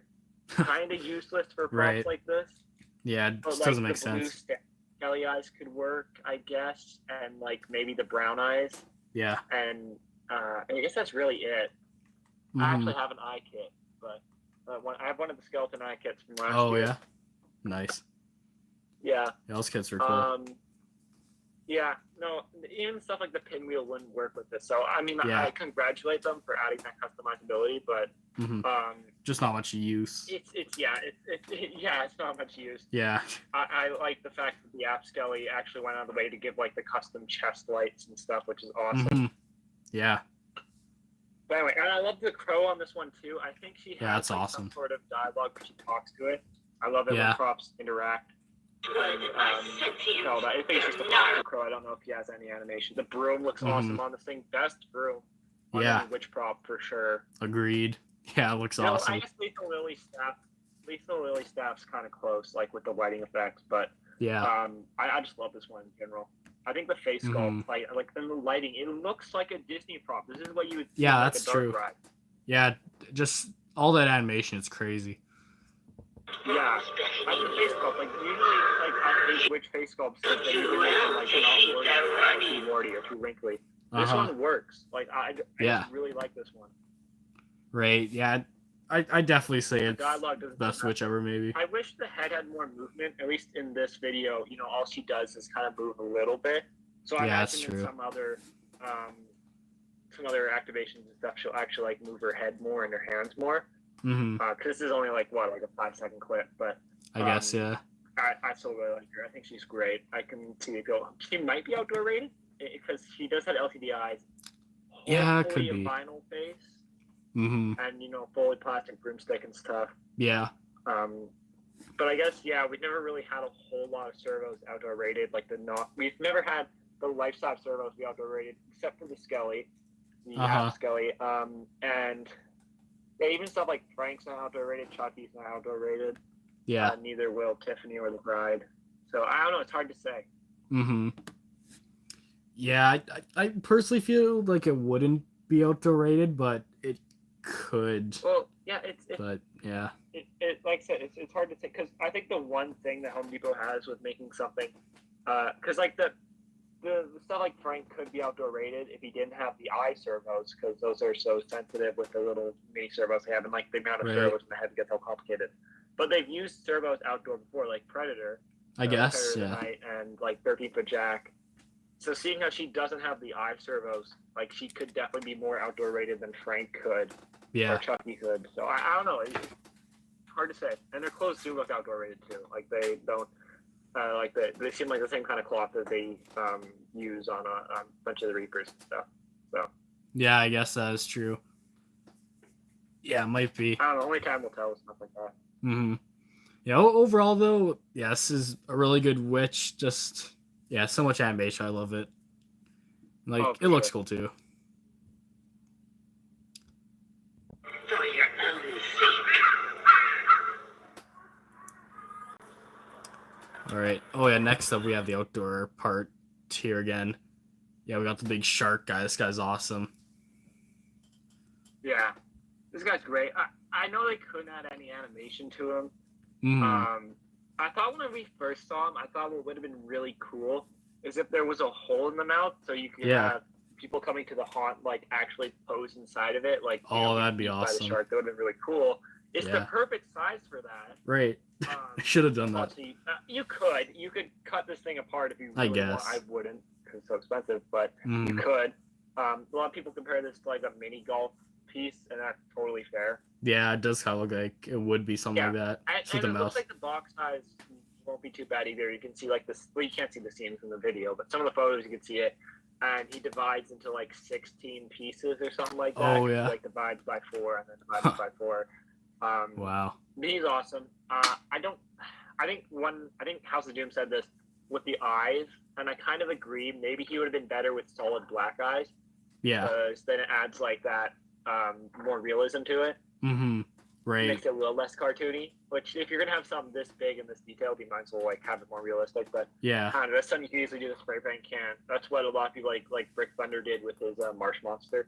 It's a pretty easy custom. You just need like some painter's tape and a black spray paint. Yeah. I feel you would definitely look better with eyes like that because it does take a little bit away from the realism, but yeah, still like the rest of it is filled with just so much detail. It's awesome. He's awesome. Mm-hmm. Probably coming to Canada, maybe. Yeah, hopefully. We don't really have we don't have a 10-foot stand-in like for the past few years. So we've had the Mortal Werewolf, the Predator, and the Night Dual Hand. We don't really have like that 10-foot animated stand-in. Yeah. A lot of people are saying the shark kind of is. Though in my opinion, he's kind of more so like this year's version of Murderous Maple, even though we got a new Murderous Maple. Yeah. But he's kind of like that 10-foot static prop, kind of similar to how we had the pumpkin stack or the skull stack kind of thing, Right, yeah. So since the skull stack and stuff came to Canada, he could. Mm-hmm. And I don't know. I agree with you. I'm kind of like second guessing Jay Hahn's SPU links now. Like, a lot of them could be pretty fake. Yeah. But I don't know. This just seems like a hot item. I would like to think we're getting Fisherman too. We didn't get the original Fisherman. Mm-hmm. But I'd like to think, and we're most likely getting the pirate. We didn't get the pirate ship the first time around, and it was such a hot seller. Yeah. I don't know. If we're going off the same pattern as last year, we're probably not going to get as many props as we think we are. Mm-hmm. But I mean, like Home Depot has just been getting bigger and bigger every year, so it's not possible to believe that we're getting everything this year. Mm-hmm. Yeah, I feel like we're gonna get a lot this year, but not the whole lineup. Yeah. All right, we'll have to discuss this after we finish with these last few props. But Shark's cool. Yeah, he's awesome. I love that mold they done for him. It looks cool. I, the sea knows her secrets. Yeah, I also have this zombie fisherman or just fisherman. Not too sure. This guy's cool one. They say there's a monster. An old dude with some holes in his face. Yeah. I love this guy. I love the voice. The Mm. voice, it's kind of like an Australian accent. It's kind of hard to tell, but I love him. He's just like a classic grandpa character. Right. Like what you imagine your grandfather would be doing, sitting on a dock fishing. Yeah. I think he would work pretty well in my haunt, seeing how I have like 2 sea themes. Yeah. And Right. he's smaller, and he's hopefully cheaper. He should be less than 200 Mm-hmm. Canadian, hopefully. Should be. If he comes to Canada. I'd probably get him. I don't think he'd work on my. That's the one thing. He's like one of the only aquatic props that wouldn't work on a pirate ship. Yeah, that's true. Because he's on a rocking chair. If you really want to have like realism, like if I want to have real realism with my haunt, he wouldn't be on a pirate. He's sitting on a rocking chair. You know, like why would he be on a pirate ship? You know. Mm-hmm. Right. But yeah. I don't know. I like him. I like the original too. A lot of people. I think it was kind of underrated, but I like the detail on him. The animation's great, simple. Just a cool prop all around. Yeah, I definitely like how he looks there, and with this guy too, he kind of gives me vibes to like Pirates of the Caribbean ride for some reason. Just the start of it, where there's that old man in the rocking chair. But yeah, I do like this guy. He's awesome.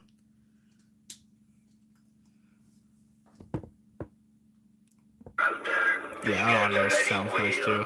Teeth the size of a man's arm. Got a taste for fishermen like me. I like his voice. I like the barber's voice. I like the pumpkin guy's voice and the snowman's voice. Just a lot of good audio this year compared to last year. I guess actually it wasn't a lot of bad. It was just audio quality. But you know, the voice actors they hired are great for a lot of these props now. Yeah. I like some of the background audios they've given too. Like this guy, it sounds like there's like seagulls or like the sea in the background. So yeah, exactly. It's awesome. Seagulls and stuff.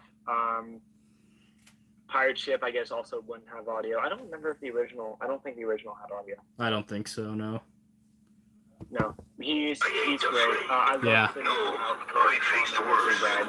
super good. And people are talking about how the front of the ship actually has a mermaid instead of a skeleton. Oh, and they like actually added so much paint detail to this new one because this is the same detail they had on the original ship. Right. Yeah. Which we can talk about when we actually see it. But they actually painted all the details to actually like make them like dark wash and paint them to actually make them stand out, like all the engravings of the ship and stuff. Wow. Because it's just one solid color with the 2019 version. Yeah. Yeah, I guess that's nice then. Yeah, more detail. Yeah, you can kind of see the boat guy back there.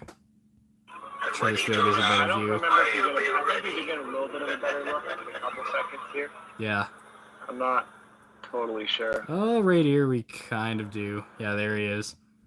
Oh yeah, it's the animation with the surreal. He's a bit shaky with the camera here. Yeah, you can see all the detail there with like the silver painting and stuff. Yeah. And the mermaid's new. Uh-huh. Yeah, it looks like a great design. Awesome. Yeah. I would have loved if the pirate captain was just separate because he would work perfect for my ship and he'd be a really good Russian prop. And they sold the steering wheel last year, which is the exact same steering wheel as here because that's the only animatronic part of it all, you know. Yeah. And they didn't sell it in Canada for some reason. I would have bought it immediately. Yeah. It's so easy to just make like a new captain out of a postal skeleton. Right. Yeah. I don't know. It's such a simple animation, but it looks so fluid for absolutely no reason. You know, it just works really well. Yeah, it does. Yeah, it's just awesome. I like this. If I were to ever do like a pirate or something, this would 100% be something I'd like to get. It just would work so well. Yeah, I still would like to get this, but my pirate ship is in such a like cramped area, and also I just don't have the storage for something this big. Like I don't think I'm ever gonna get a full size 12-footer. Like the only two colossals I have are kind of like the half sizes, like the Witch and Jack. Like I can't fit like a full skeleton in storage. And this guy's he's not as big of a box, but it's pretty big. It's bigger than like Virgin the Jack's box, and I couldn't store it. Same with the shark. Shark's gonna be massive. Right. Yeah, it's a great prop, but it's too big for me and it's too expensive. Yeah. So yeah, I'm glad that, and yeah, again, still no confirmation coming to Canada, but the chances are high, and I'd like to hope. So I don't know. We'll have to see. Yeah, I am very hopeful it'll come to Canada because it'd just be cool to see if they do bring it in stores. But yeah, that's awesome. Well, since you mentioned J.A. Haunts, and I realized that was the guy who posted it, I'm like, oh, Wait, maybe a lot of this is kind of fake because he has done quite a lot of fake leaks before. Yeah. He's definitely not the most acceptable source. I don't know. But at least we know some of the big sellers are coming. I love that this Reaper came. I love this guy. He would work great. Yeah. I've seen a lot of people saying like he's not that good, but yeah, he looks awesome. A lot of people House of Doom and all that were whining about it, but I like this guy. Like, yeah, I know it's kind of a hot take. He's a great budget prop. Like he's actually got a decent amount of detail on his clothing. Like the red velvet on the inside of his cloak looks great. The lighting on his face, he must have some sort of light in the hood. Right. It looks awesome. The face sculpt simple. It does the job. This is hot take. I kind of like this better than the 12-foot levitating Reaper. I know a lot of people can kill me for that, but I don't know. This is just kind of how you do more like a black volcano kind of Reaper. You know, like a smoldering Reaper, if you will. Yeah. Right. Yeah, I think for me too, he might be one of the best Reaper animatronics we ever got, in my opinion. There's definitely some that are better, but he's a really good one. Yeah, definitely packs better bobblehead Reapers. We haven't so many of those. Yeah. I just like the Super ones. But I love the scroll on this guy too. Like the fact it glows like that is so detailed. Like it's way better looking than it should be. And the scythe it's a good scythe. It's got some details. It doesn't have any lighting, but it looks good. Yeah. I like it. And I like how like I said, this is a reskin of the spellcasting witch from last year with the hand animation. You can see it bobble up and down. I like how he actually uses this semi-jump scare animation multiple times in his activation by the looks of it. Yeah. Like in the beginning of it, he throws it up in the air and then he retracts it, and at the end it works good. I like it. And I like the bobblehead on this guy too. It just adds that extra head movement. Yeah, I know a lot of people always hate on like when they have the bobbleheads, but yeah, I'm definitely a fan of it. I like how it is. I agree. If you're going for realism, it doesn't look good, but yeah, I'm into like silly, goofy props, so I think it works. You're going for it doesn't work for scary. I can absolutely agree with that. If I'm getting chased down by a Reaper and he starts dancing like a bobblehead, I'm not going to be that scared. Yeah. But he's great. Definitely a great starter. All the Home Depot $100 props have been great starter props so far. Even Spellcasting Witch. Spellcasting Witch is outdoor rated. Soul Slasher wasn't. This guy's probably going to be outdoor rated because, like I said, reskin. And he's wearing the trash bag clothing anyway, so very high chances outdoor rated. I doubt the Barber will be. The Barber's going to be indoor. Yeah, this guy, he definitely looks like he would be outdoor. I definitely agree with that. Yeah. It's most likely a $100 prop. This is one that they'd definitely charge for $200 in Canada. And this is one that's a very high chance of coming in Canada because it's a cheaper prop compared to something like the Barber or the Butcher, unfortunately. But it's impressive that he has a scythe that because that's like a 7.5-foot scythe there on a budget prop. That's impressive in itself. It's going to be all plastic. I mean, the Witch's Broom was too last year. He might be 150 just seeing like all this extra stuff. Yeah, it could be. I don't know. It's hard to say. Yeah, if this guy does come to Canada and he is a cheaper one, and I can find him like when they start their clearance, he would maybe be one I'd get. Like I already do have a Reaper, but this guy's just way better.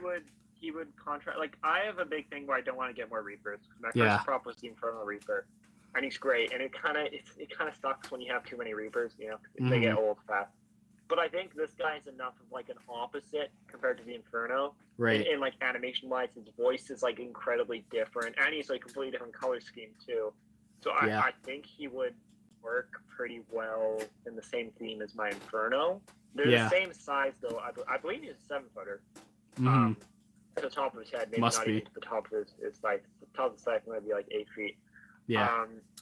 I don't know. I think my one big gripe though, design wise, is that the scythe is in the same hand. They're always in the same hand, and that does like. Oh yeah. I mean, it kind of makes sense, but like it gets repetitive. Like Inferno has the exact same scythe in the same hand. I don't know.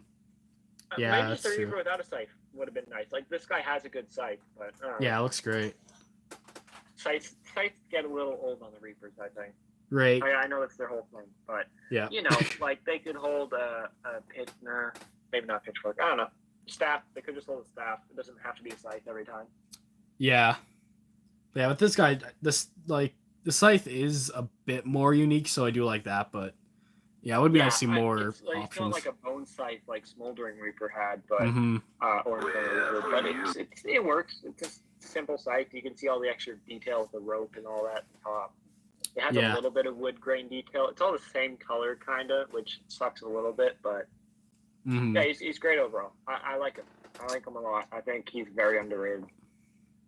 Yeah, he's a great one, and yeah, definitely underrated. I'm surprised with all the people that are saying like he's not that good, but I think he's definitely like top 10 maybe, or maybe I put him at like number 10.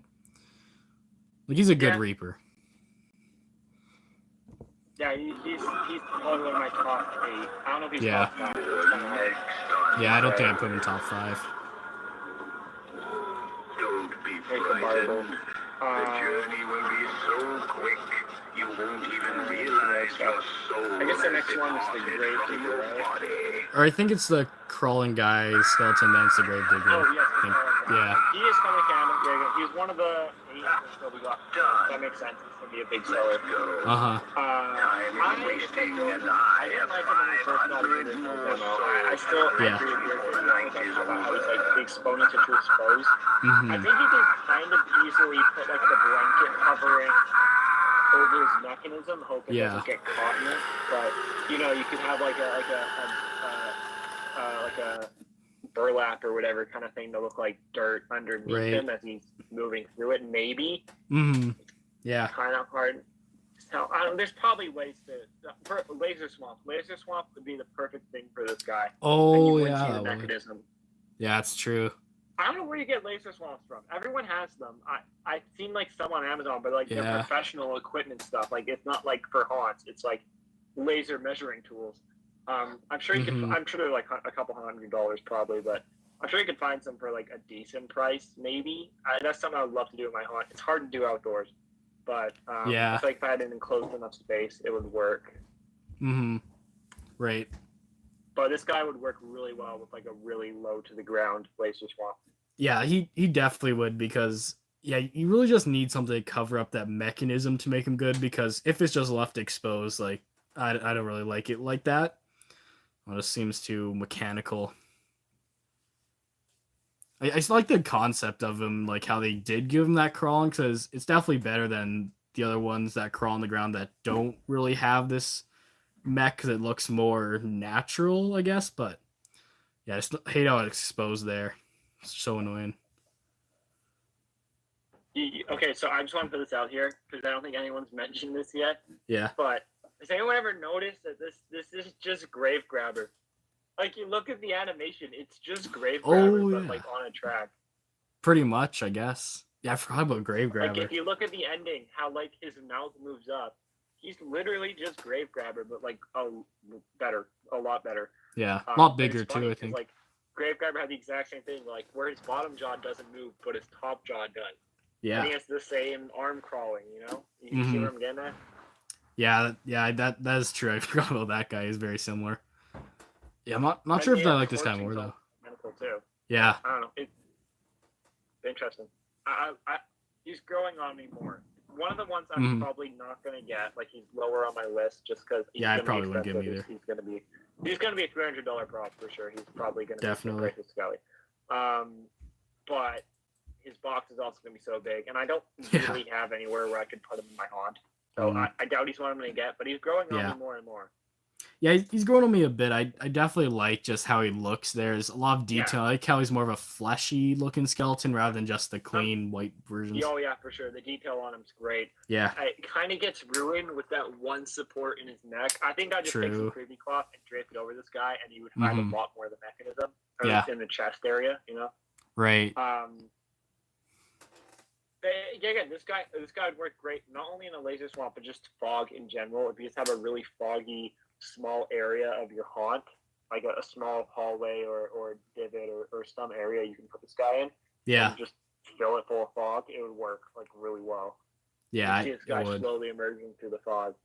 Like I said, I don't really have anywhere to put him. I don't know his exact dimensions. I guess there's a couple places he might fit in my yard.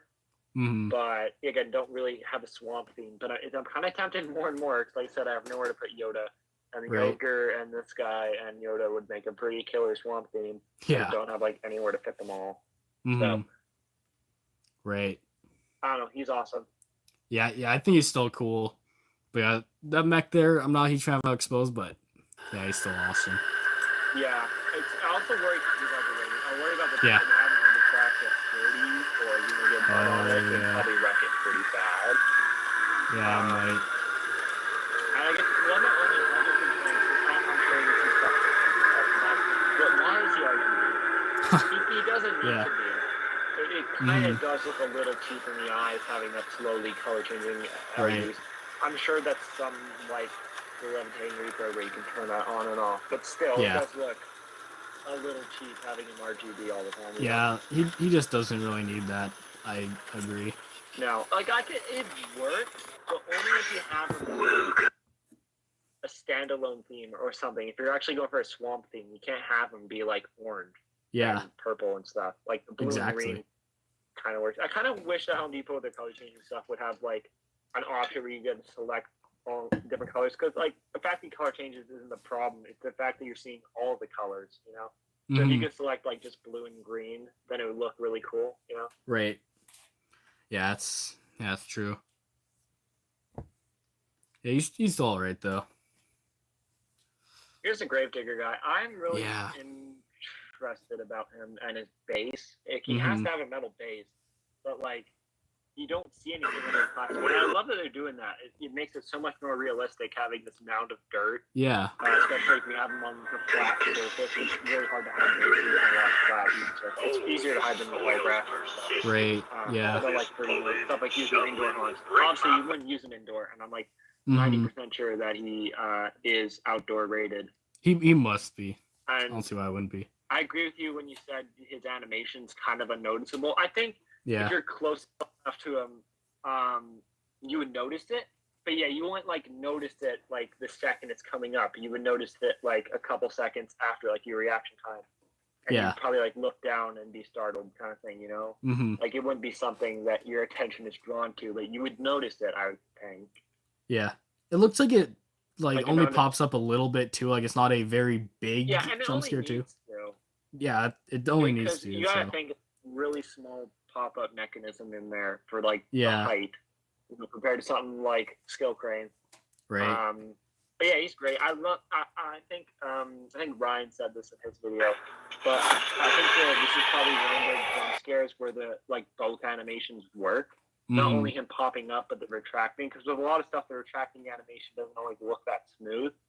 Yeah. But like with this, it worked because he talks about how he's pushing him back down into the ground, and it works both ways. You know, like so it makes more sense, definitely.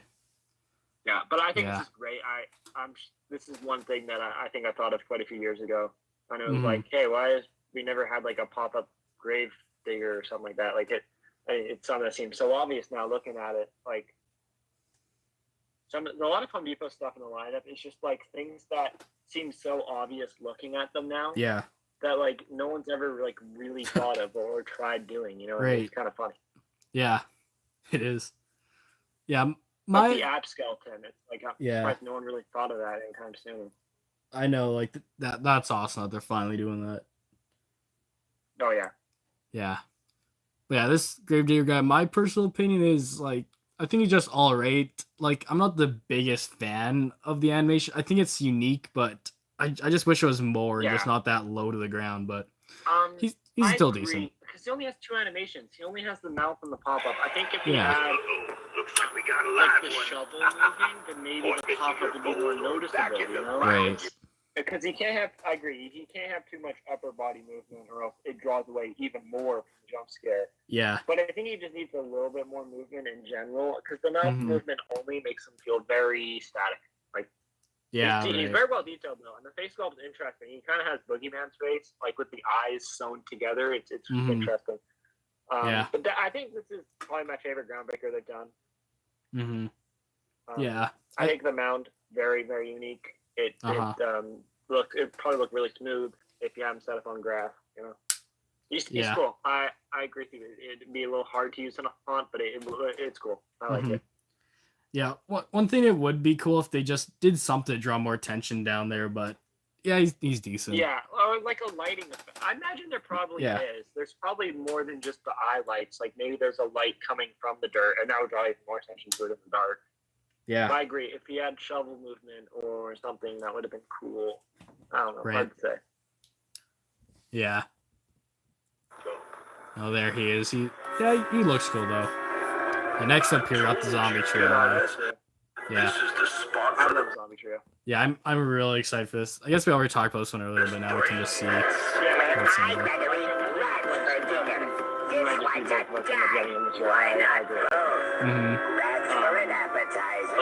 Like Tricky Trio wasn't even that bad quality either. Right. You know. Yeah, it was pretty good. And it fixes a lot of the problems, I think. It fixes all the problems with him. His speaker definitely seems to be about the same quality as Trickster Trios, which isn't great.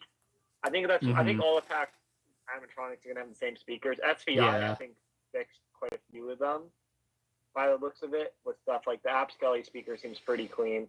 But I think a lot of the pack stuff is going to end up being their kind of mediocre speakers again. Yeah, I think pack is still like a little bit lower quality, but they're definitely seem like they're trying to improve. But I'm glad that they're going out of their way to make all these more outdoor rated stuff. And SVI is too. Right. But you know, it's like they're even making their cheap stuff outdoor rated, and SVI's never really done that. Like I know for a fact that Leprechaun isn't going to be outdoor rated and stuff like that. You know. Yeah. But I don't know. It's great that they're doing this. Yeah. I like all three of them. I can't wait to hear the rest of their voice lines. Hopefully they have good jokes like Trickster Trio, but might end up getting. And this is one that I think is definitely going to come to stores. I think if we follow the same pattern as last year, I guess we'll talk about this after our last few demos. But if you follow the same pattern as last year, this is one of the guys that's most likely coming to stores for sure. Definitely, yeah. I think this guy, if he does come in Canada, I think he might be like at the top of my list for stuff I would get. I don't know. This guy just be perfect for my home. Same with this guy in Pure Valley. I think are the ones I'm like looking at the most. Yeah. And Skelly's on that list too, and the Shadow Witch, and that Pack Reaper, and then some stuff. It really depends on the price, but like maybe the Pumpkin guy and maybe the Snowman. Yeah, definitely. But it's yeah. Which I kind of like. Like I said, I like him too, and he's going on me. Well, this guy I've liked since the very start. Yeah. And he's just getting better each day, honestly. I just love the eye detail. Something about it. Like the glowing eyes works great on this guy. Like he looks like a good static. Like I know this is probably just me completely overrating him, but honestly, like the eyes almost seem like on the same quality as distortions. I don't want to go that far, but you know, almost like they're detailed. Yeah, maybe.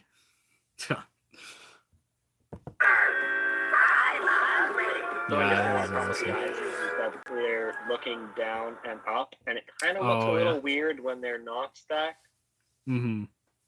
Like the guy looking up is fine because he's already short, so it makes sense he'd be looking upwards. The middle guy's fine because he's cross-eyed. But the top guy, when you have him set up on his own, it does look a little weird that he's, staring down at the ground. Yeah, right. But it does make the stack look better than Trickster Trio stack. Yeah, that's true. Know, like I said, I'm not going to stack them if I buy them. Yeah, that's true. I probably wouldn't stack them either, just separate. Yeah, those guys are awesome, though. I guess next up here, we got the Bride of Frankenstein here. She's great. I only have one complaint with her and one thing to point out. A lot of people complaining about the lack of mouth movement, but the whole reason behind that is that she doesn't actually talk in the film. I think that worked out because it gave her a much more detailed mouth and teeth than Frankenstein, because Frankenstein doesn't even have teeth. Right. Not his animatronic, but I think the one thing that I don't like about this is the fact she has light up eyes. Why does she have light up eyes? It makes her eyes a bit more noticeable. That's true. But like the servo stuff's always going for realism, and the only other company that's done light up servo eyes is Chucky, and that didn't look so good. And it doesn't look the worst, but it doesn't look realistic. Yeah, that is one thing, because these licensed ones are really trying to make them look realistic. So I think that was a weird decision from them to do this. It was a weird decision. Like if Frankenstein had light up eyes, which all the dolphins look kind of bad, then at least it would make more sense. But the fact that she has light up eyes, that's probably an easy fix. You could take apart the head and snip the little LED wires. Right. But, you know, it's... Maybe they're just trying to experiment, because maybe they saw Chucky do it last year, and they're just trying to, like, experiment and see, like, how it would work. Maybe the produced model won't even have light up eyes, I doubt. But, it could be. It just doesn't work. Yeah, it does not. I totally agree. So, the waist turn for the only, like, non-facial animation, I think works. Because it gives her a lot of movement, and she doesn't need arm movement like Frank. When I first saw her, I thought she was going to have the exact same animation as Frank, and that would have kind of looked really weird in contrast with him. Yeah, that's what I was thinking too. Her, which I don't know why they set her up like this, but if you have her beside Frankenstein, as he's moving around and she looks up at him, because you can see that's how the animation's kind of working. She actually looks to the side and up. It would work really well. I don't know why they set it up like this in the magic. Yeah, I don't know. It's kind of weird having her in front. Yeah. But, yeah, it's cool. I like it. Yeah, interactive could have been a possibility, but you guess you can't expect that much. Yeah, definitely. Yeah, that animation's nice though, especially that. And Frankenstein is back. He's great. I really wanted him last year, and I'm just kind of sad I missed out on him. And he's definitely come back to Canada this year. Yeah. It's debatable whether he's coming in store or not. We don't get a whole lot of returns with Home Depot. Yeah. You know, in-store stuff. Usually in Canada, whenever you get a return, it's usually online only.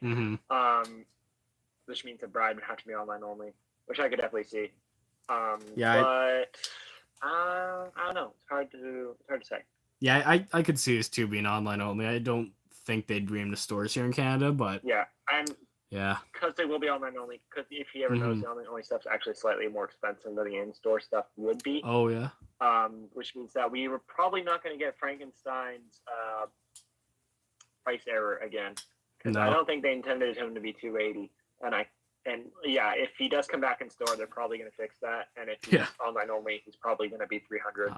Or no, he's probably going to be $350 if he's online only. Yeah, I wonder if there was a price error though. If they meant to do that, it must have been. There was no because he's $280 American and he's $280 Canadian. Yeah, it's really weird. But wouldn't they just change it though? Lily online though. I guess. Yeah. And what?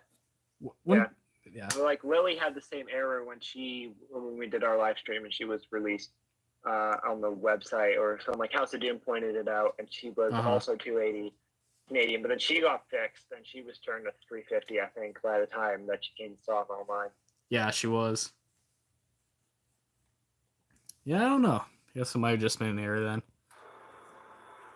Yeah, I think that's pretty much it for all that, I guess. And yeah, that big building all shows off. So, yeah, I guess the last of the stuff is kind of talking about what we can expect in stores. And also the Ultra Posables. I just want to point it out. Yeah. We are confirmed to get the demon. And there's like a 90% chance we're getting the skeleton and the corpse, which is great. I only have the corpse because I bought him in the States last year. But I'm a bit worried about price because he's like $40 American, which is an absolute steal. But if you do the conversion rates, he should be like 60 in Canada. But like the other skeletons are already, like the non-posable ones are already like 70. So he might end up being like 80, which is a lot because it's double. Yeah. But I don't know. Also, the demon could be more because he has the wings. Because I believe the bat skeletons. No, bat skeletons are the same price actually. Oh yeah. Huh. But if these guys come to Canada, hopefully they're a good price. I'd like to get a couple of the demons, honestly. And I think it's worth every $100 to get at least one ultra posable skeleton because there's just so much you can do with them. Yeah, I still haven't gotten one, but I'd like to. Yeah, I might get a second corpse and I might get 2 demons, but I don't know if I'll get the skeleton because I don't have a lot of uses for like just white skeleton. Yeah. Because even on my pirate ship, I'm probably just going to get a couple more, another corpse guy to put on my pirate ship. Oh yeah. Almost all skeletons on my pirate ship are corpse guys. Huh. So. Yeah. Yeah. All right. So yeah, I don't. Do you expect like all of their stuff to come to Canada this year? Or?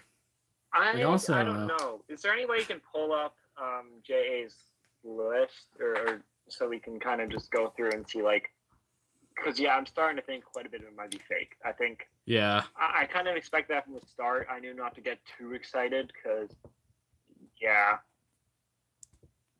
But we'll have to watch Jay's Christmas lineup after because I'm really curious to see. Oh yeah. I guess that'd be a live reaction for both of us. That'd be fun. Yeah.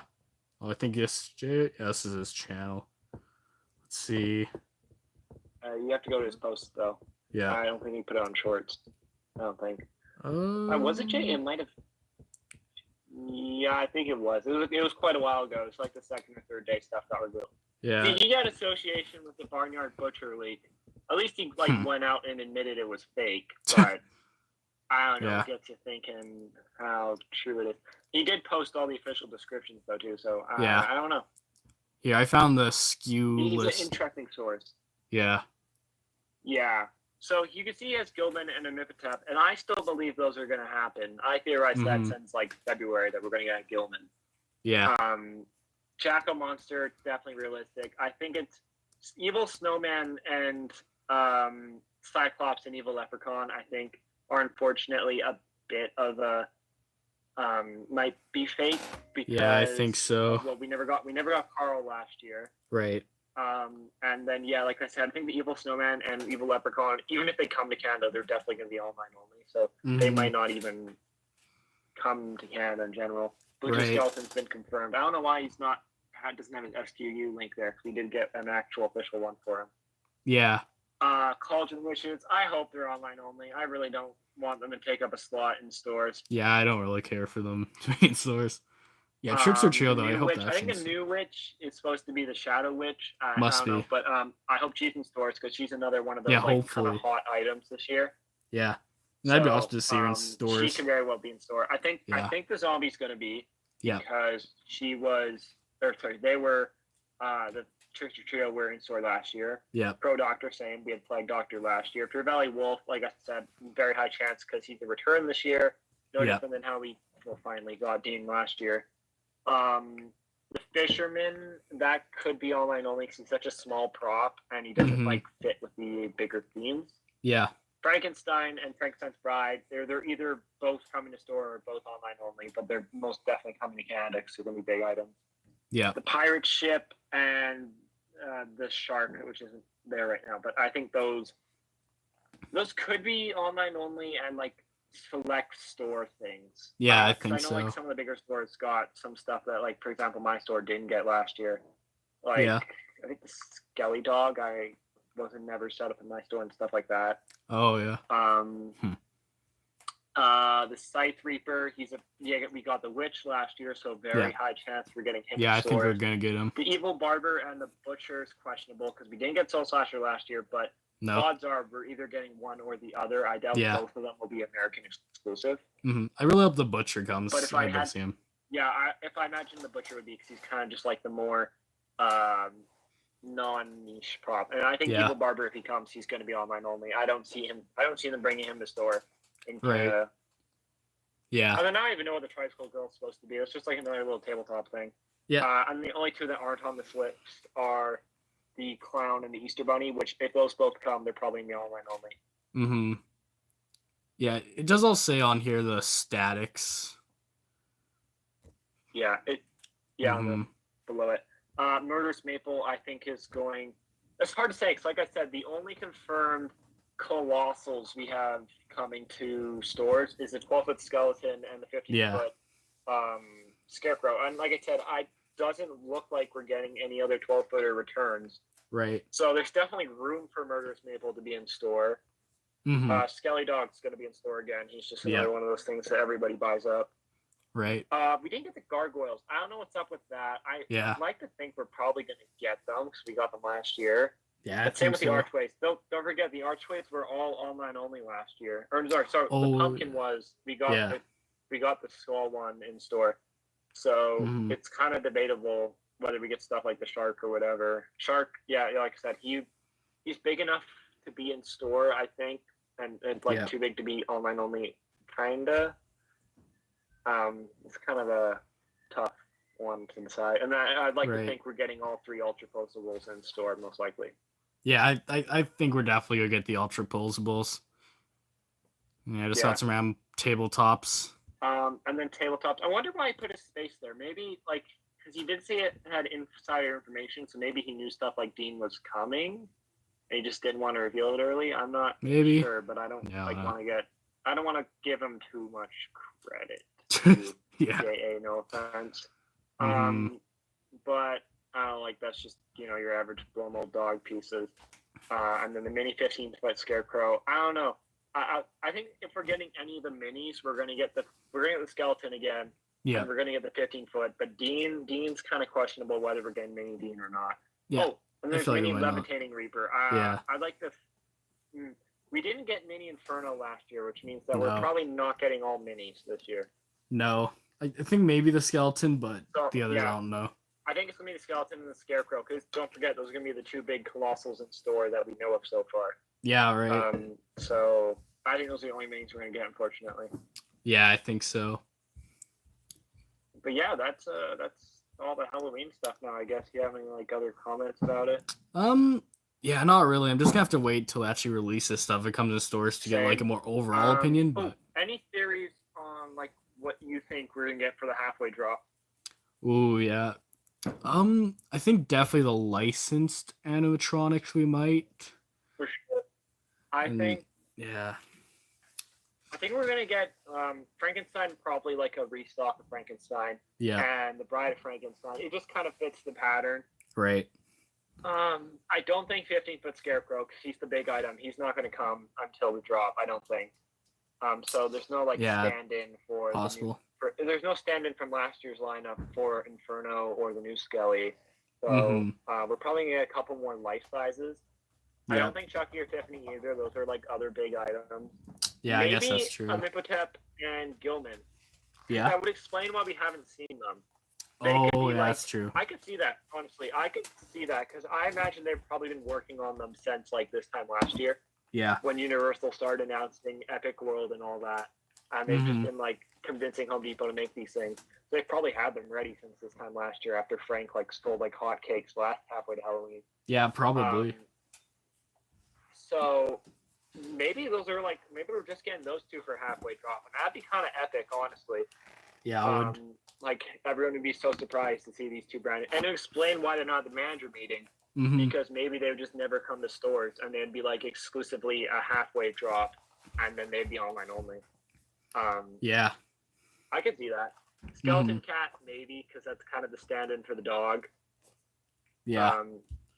Yeah. So if I had to guess, it'd be Frankenstein, the Bride, the skeleton cat, and yeah, and then if not those, then the Imhotep and Gilman, if we're getting them. Yeah. Oh, Bluetooth Skelly, actually. Bluetooth Skelly. Oh, yeah, he might be released. He's also kind of the new version of the 12-foot skeleton that we got last year. Yeah, I feel we'll see him released. Yeah, he could be halfway too, for sure. Yeah. But then other stuff like all the pack props, I don't think we're gonna. I think it's kind of reserved for SVI. I think pack takes too long at manufacturing them. Yeah, Home Depot doesn't think they're big enough sellers. So I don't think we're getting the trio stack or that for halfway drop. But if I had to guess, it's either going to be an assortment stuff, or maybe just Gilman and Imhotep. Yep. Yeah, I definitely think we're gonna be getting Frankenstein, Bride Frankenstein, maybe those other monster guys we haven't seen released, and then probably App Skeleton. I think that's what we're gonna be getting. Yeah, because the App Skeleton's kind of the gimmicky guy this year. Yeah. So I could definitely see that. Right. And then we already know, we're not getting halfway for Canada.ca. Not yet, at least. Maybe eventually in the future, maybe 5 years from now, we might be getting stuff. But they're kind of still testing the water with drops that early, and honestly, they still don't even have the stuff like that in Canada to do that. Yeah, definitely. So no, but yeah. So yeah, it's kind of the assortment of 12 or so props that we maybe get for halfway. But I wouldn't say it's going to be any of the pack props or anything. No. Yeah, I don't think so. Anyway. Yeah, I guess that's it for the Halloween stuff. Yeah, I'm excited to see Ellen and Jay's Christmas walkthrough though. Maybe we're getting new Star Wars stuff. I didn't see it in the thumbnail, but maybe. Let's live react to this. I guess it'll be interesting. Yeah. So it's a shorter video. I think it was like 3 minutes. Halloween Forever says the goofiest peak. I'm excited for the new Grinch. I still kind of wish they're gonna. I hope they eventually do a Jim Carrey Grinch. Yeah, that'd be awesome. God, Jimmy, don't do a Jim Carrey Grinch. They're gonna mess it up so bad. Yeah, get SVI to do that. Yeah, SVI's okay. Hot take here. I just need to get this off myself. I think SVI has made better licensed characters than Jemmy. Like a lot of people, they have. Like always praise the Jemmy classics. I kind of think it's nostalgia based. It's like all the classic Jemmy stuff was like kind of all the same, like the Ghostface and the Freddy and the Michael. Yeah, that's and true. Jason, they were all like, I agree, those are the best ones for those characters. Definitely the best Freddy and the best Michael. And actually, maybe not the best Michael. Definitely the best Freddy. And definitely the best. What was the other one? Not even Leatherface. We've gone like a really good Leatherface from Party City. We got Ghostface and Michael from Spirit last year, and those were great. Yeah. And then we've never really gone a better Freddy, and we've never gone a better Jason either, I guess. Yeah. Yeah, and then SGI's knocking it out of the park with stuff like the Chuckies and the Universal stuff. Right. And other stuff, the Mickey stuff, like all the Disney Mickey stuff here, and all that kind of stuff. So maybe that's a whole nother discussion for a different video. But let's watch this now, I guess. All right. Let's see what we get. Mine's gonna be a bit delayed, but. Okay, first of all, we got a Santa guy here. Looks like Snowman. Santa. I like the new sleigh. Oh, Silver Santa. Yeah, this guy here. What's the snowman in behind? Is that like a giant window?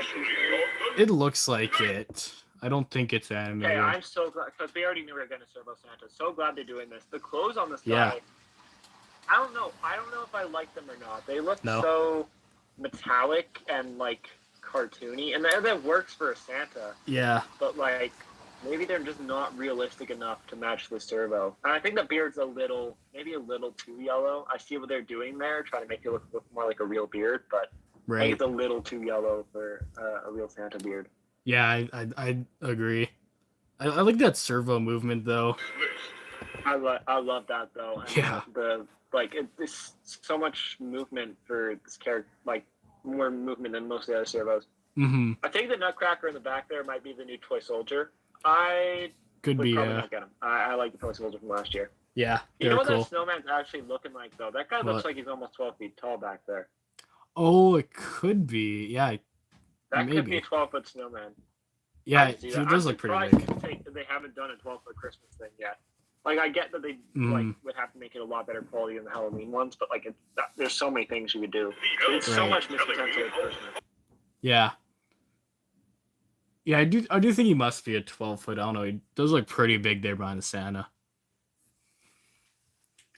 Yeah, this Santa guy though, I've always wanted a Santa animatronic, so maybe this year I'll have to get one if he comes to Canada. Oh, agreed. I kind of like stopped myself from getting the other Santas from previous seats. I've always wanted more Christmas stuff and animatronics and stuff, but this guy is good. I think he's maybe his eye blinking's broken. He's just like, okay, I don't want to word this improperly, but maybe he's squinting too much. Yeah. Like, it feels like his eyes should be more open. Maybe they're just not working right now, because I don't even see him blinking in that clip. It must just have a blinking animation that's broken. That's what I would think. Maybe, yeah. Well, like we can't really judge any animations until we see official demos. But at least we got a good sense of audio and stuff. Yeah. Looking at a snowman now, no, he's definitely not 12 feet. I would say maybe 10 foot though. Yeah, he does look maybe a bit smaller than that, but yeah, he must be a full blow mold. I don't think he has any animation. Or potentially in the arm there, but yeah, I don't think so. No, it's too big of a solid piece to be like an actually good animation. Like you would need something really beefy to make that. Right. Looks like we're getting some sort of new Grinch inflatable. Blow molds. Yes, the Grinch. I like the Max. He's cute. Yeah. That's pretty similar to the Grinch we got last year, a couple years ago, holding the book. It's a nice Grinch inflatable. Won't come to Canada, but still cool. Yeah. All right. But like I said, we haven't really got any base fan inflatables like this either. No. Well, we got one Halloween last year, but didn't even come to Canada. Teeter Right. totter. That's a hot seller right there. That's probably coming to Canada. Yeah, that looks cool. Oh yeah, it's like all the animals on it too. Yeah, that is awesome. There were some prototypes that got revealed back in like January, so it's Oh, cool yeah. to see that produced. Yeah, I haven't seen any of those Yeah, I prototypes. like that one. That's what I'd probably buy if it came to Canada. And Yeah. I could see it because we got we got the hot chocolate mug guys last year, but we got those guys a year late. Mhm. So we might not get like any new designs from them this year. Maybe we never really get like the good inflatables till a year later for some reason. Yeah, I guess that is true because like those hot chocolate guys, we didn't get those till a year Yeah, later. and then like that big 12-foot Santa arch I have, Yeah. he didn't come till a year later either. So I don't Right. know. I can't think of like what was like the big one they made for Christmas last year. Like I don't think there's really. Yeah. I don't know. Maybe Oh. I'll get that guy this year because there's like really nothing we can get from last year this year. You know. Right. Yeah. I don't pay a whole lot of attention to the American Home Depot Christmas lineup. You know. No, me neither. It's kind of the same as ours. You know. Yeah. And I'm not really interested in all the wireframe guys and all that either. You know, and no Yeah. notable animatronics most of the time. Right. Yeah. Some sort of Santa there on the roof we can also see here. I don't know if it shows it better. That might just be a prop. Yeah, I think it's a blow mold. I think Yeah. a lot of people do that. I see a lot of people in my neighborhood doing that. Mm-hmm. I love this little random donkey guy that we're seeing again here in the corner. Yeah, that's like one of their $60 ones. I had a penguin Yeah. last year. I almost bought. Mm-hmm. Yeah, that's some cool ones last year. Cute. I'm a blow molded little dog on the presents. I don't buy a lot of blow molds. I got the one kind of blow mold guy from Costco last year. The one really hyper realistic penguin. Yeah. I kind of wish you got. So we got these guys here. I don't want to say anything before we see the rest, but it looks like we're getting a smaller Christmas lineup than last year, which kind of sucks. Yeah, we might be. Like me, I don't care too But much hey, if it's smaller, we finally got a Servo Santa, so that's at least awesome, know. I guess.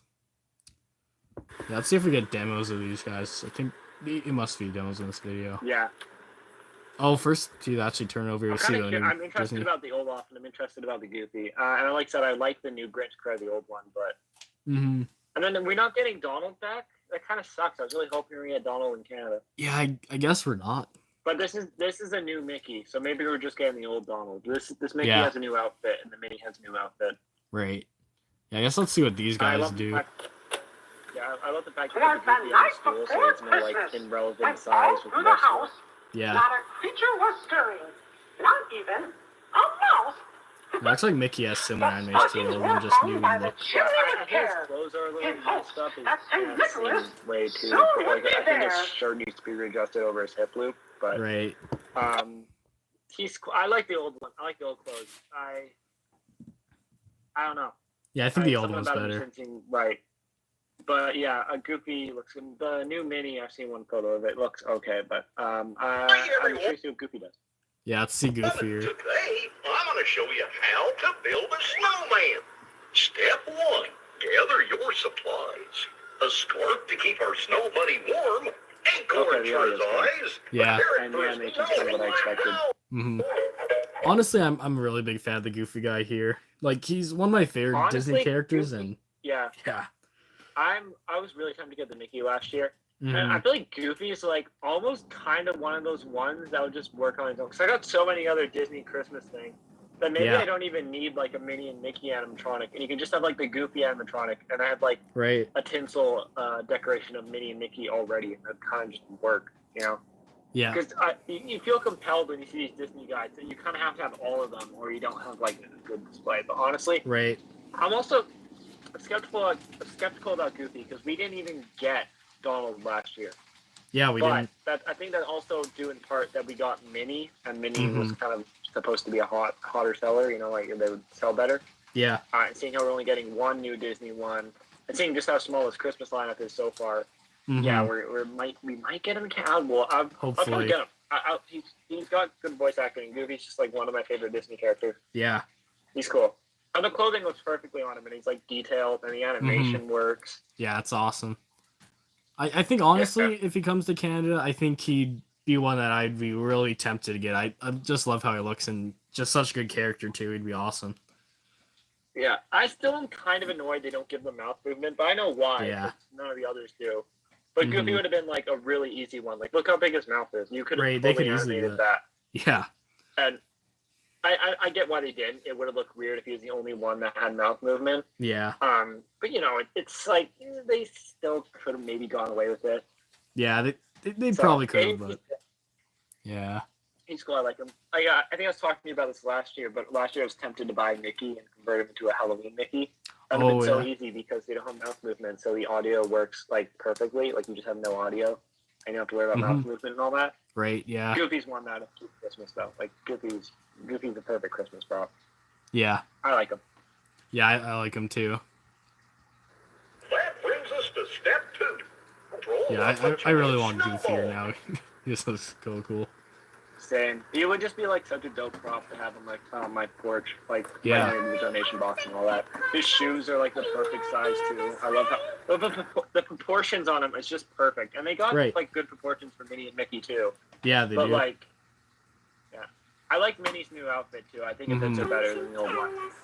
Yeah, it does. I think I don't know what it is, but I think the arms are like a little different. Something about it, like they might be a lot more realistic than last year's. Yeah, it could be. Same audio for both Minnie and Mickey, though, I believe. Yeah, I don't mind too much that they kept the same audio. It's an alright audio, works for him. Yeah, I think all of them look good except for Mickey's. I think this close kind of messed up. Maybe they could fix that, but yeah, something about his close just doesn't seem right. Alright, I guess now, let's check out these guys on the other side of the room. Start with what the Olaf looks like. I'm curious about Olaf and the Grinch. Yeah. Looks like he actually didn't demo Olaf.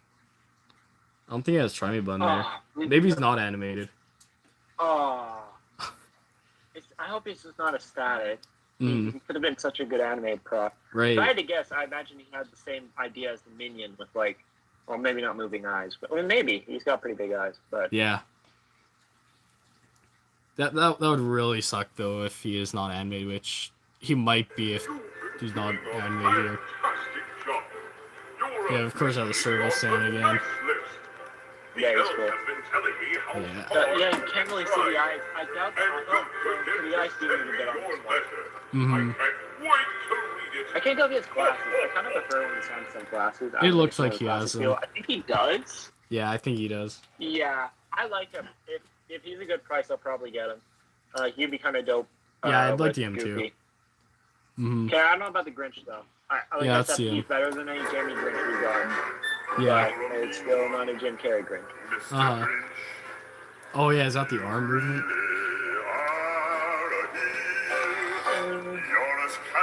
It's okay. It's like, honestly, okay, maybe. Oh, he has mouth movement. Okay. Seems a bit weird with him singing that song though. It's not even his voice. It does. If he has the talking audio like all the other Jimmy ones, then that's fine. Okay, the face is awesome. Yeah. Maybe it's a bit like too plasticky. Yeah. Or it'd been nice to use real fur. I know it'd been hard with the latex, but right. Or maybe it's just like the face is too small. Like like the classic book. The classic book Grinch had like such like a tall head. Yeah. A tall, narrow head. Yeah. And this one, I guess it's like kind of hidden under the hat.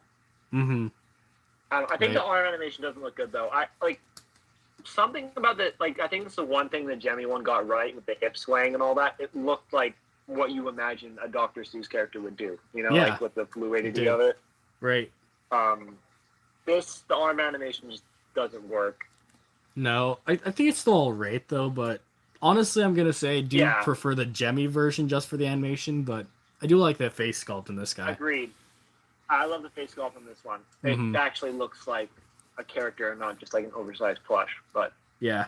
I don't know. Christmas lineup, I think the only like actually good ones would be the Servo Santa, Goofy, and maybe like Olaf has to be an animatronic. There's no way he can fly. Yeah, I have no idea. That would suck if he is. Like I said, he probably has. A lot of people saying he's just a new minion, and I can see that with him having some sort of arm animation. Yeah. Probably eye animation. Like, just look at the size of those eyes. There's no way they don't do something. Yeah, maybe he blinks. I could see that. Yeah. He must just have something. He's just not working here. because kind of stuff. I kind of expected more. Like I said, I think we're definitely getting a Black Friday guy, like usual, and probably that Nutcracker in the beginning is probably the new version of the toy soldier from last year, just based off like the arms. Yeah. But I'm not gonna get either. If I get anything for Christmas now from Home Depot, Servo Santa, Olaf, or Goofy, but probably not the Grinch. I agree with you. Some's just not right. The hands are good though too. The hands on this Grinch are good. Mm-hmm. Yeah. I think he's just missing a bit of something, like maybe with the clothing or just the lack of fur. But I think you can customize that, honestly. If you find like the right green fur material and like maybe glue it on or something, or I don't know, without ruining the prop, I feel like it could work. Yeah, I think for me, the thing that missing is definitely that fur there, because like the sculpt, everything's amazing, but he's just missing it. Yeah, I don't want to totally judge the Servo Santa yet. Like I said, he looks like he is lacking a lot of animation potential in the face. His arm animation is good, and his head animation, but I feel like the blinking.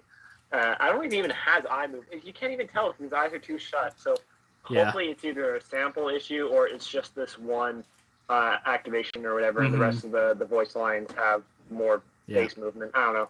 On the second one we saw here, it looked like it had like slight eye movement, but it was very unnoticeable. Yeah, I think the first one were broken because you couldn't even see them move. Mm-hmm. Yes, it must just be an issue with these. I don't know. I think we're gonna get some more like smaller, less notable stuff from them this year, and a lot of returns for Christmas. And I think a lot more returns than like for Halloween. Like I think we're gonna get the new reindeer again. Obviously, we're getting the giant reindeer in the 8 for 10 again with that massive sleigh. Yeah. It's gonna be crazy to see.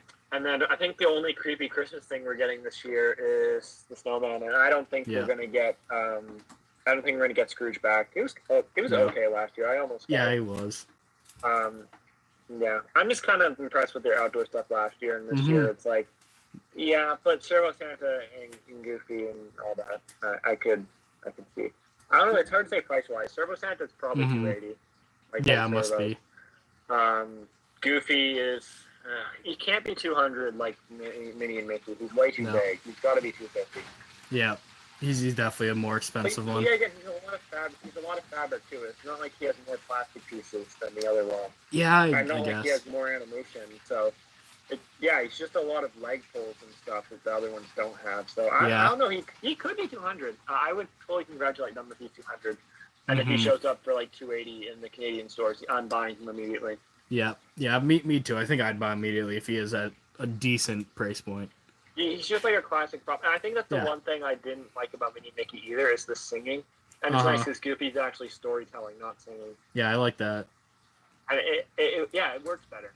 It's just, I get it's Christmas and all, but something about the singing is just a little cheesy, you know? Yeah, it somewhat works, but I definitely prefer the audio. Yeah, I remember a couple years ago, I think it was like 2019 or 2020 or something like that. They had like a storytelling poll there, and that was kind of before the Christmas stuff caught on with Home Depot. Like this was still when people were just getting into Home Depot's Halloween stuff, you know. But it's kind of a similar idea, and that one was like good from what I remember. Mm-hmm. Yeah, I remember that polar bear. He was a cool one. I want to get, but I didn't buy it. Same. Yeah. Looking like from what I remember, he was. I think he was SBI. He felt like a classic Jemmy one though. He felt like something that was like pulled straight out of like 2010. Yeah. But, I think he was SBI because I don't think Jemmy would have done something like that from what I remember. Yeah, I'm pretty sure he was SBI. Mm-hmm. But you know what? It looks. Well, actually, you know what? The Grinch might be Jemmy. Oh, it could be. I guess maybe if they have like the licensing rate, something. Face. Yeah, something about the face. Yeah. Just doesn't seem like something that's. Yeah, I don't know. It's hard. Because obviously, if it is Jemmy, then congrats. They didn't pull an elf, and they actually made something new. But we know for a fact at least that the Goofy's SBI, the Servo Santa's SBI, the Olaf's SBI. Well, at least we can only expect. But I don't know. Like something about the Grinch is like. Just doesn't seem like enough for what SBI would do, and something about like maybe the quality of the latex on his face just like kind of gives me elf vibes. I'm not sure. Yeah, it could be. I don't know. It looks too good to be Jemmy though. They but didn't mess it up as bad as Buddy. That's for yeah, sure. yeah, they really Um, messed up on that guy. Yeah, overall, I think a Christmas lineup's good though. I think what I'd love to see someone do if this is Jemmy. I imagine Mm-hmm. the parts are kind of somewhat interchangeable. I've seen some people Yeah. mess around with some of the modern Jemmy stuff and switching mechanisms because they're all basically just reskins. Yeah, But I if guess. he is Jemmy, then he might still have the same like weird head connection as the dancing Grinch is. I'd Yeah, love he to see could. someone like take this guy's hands and head and put it on a dancing Grinch somehow. Yeah, yeah, that'd be That awesome would to be see like if he an is. almost perfect Grinch prop, in my opinion. Yeah, right.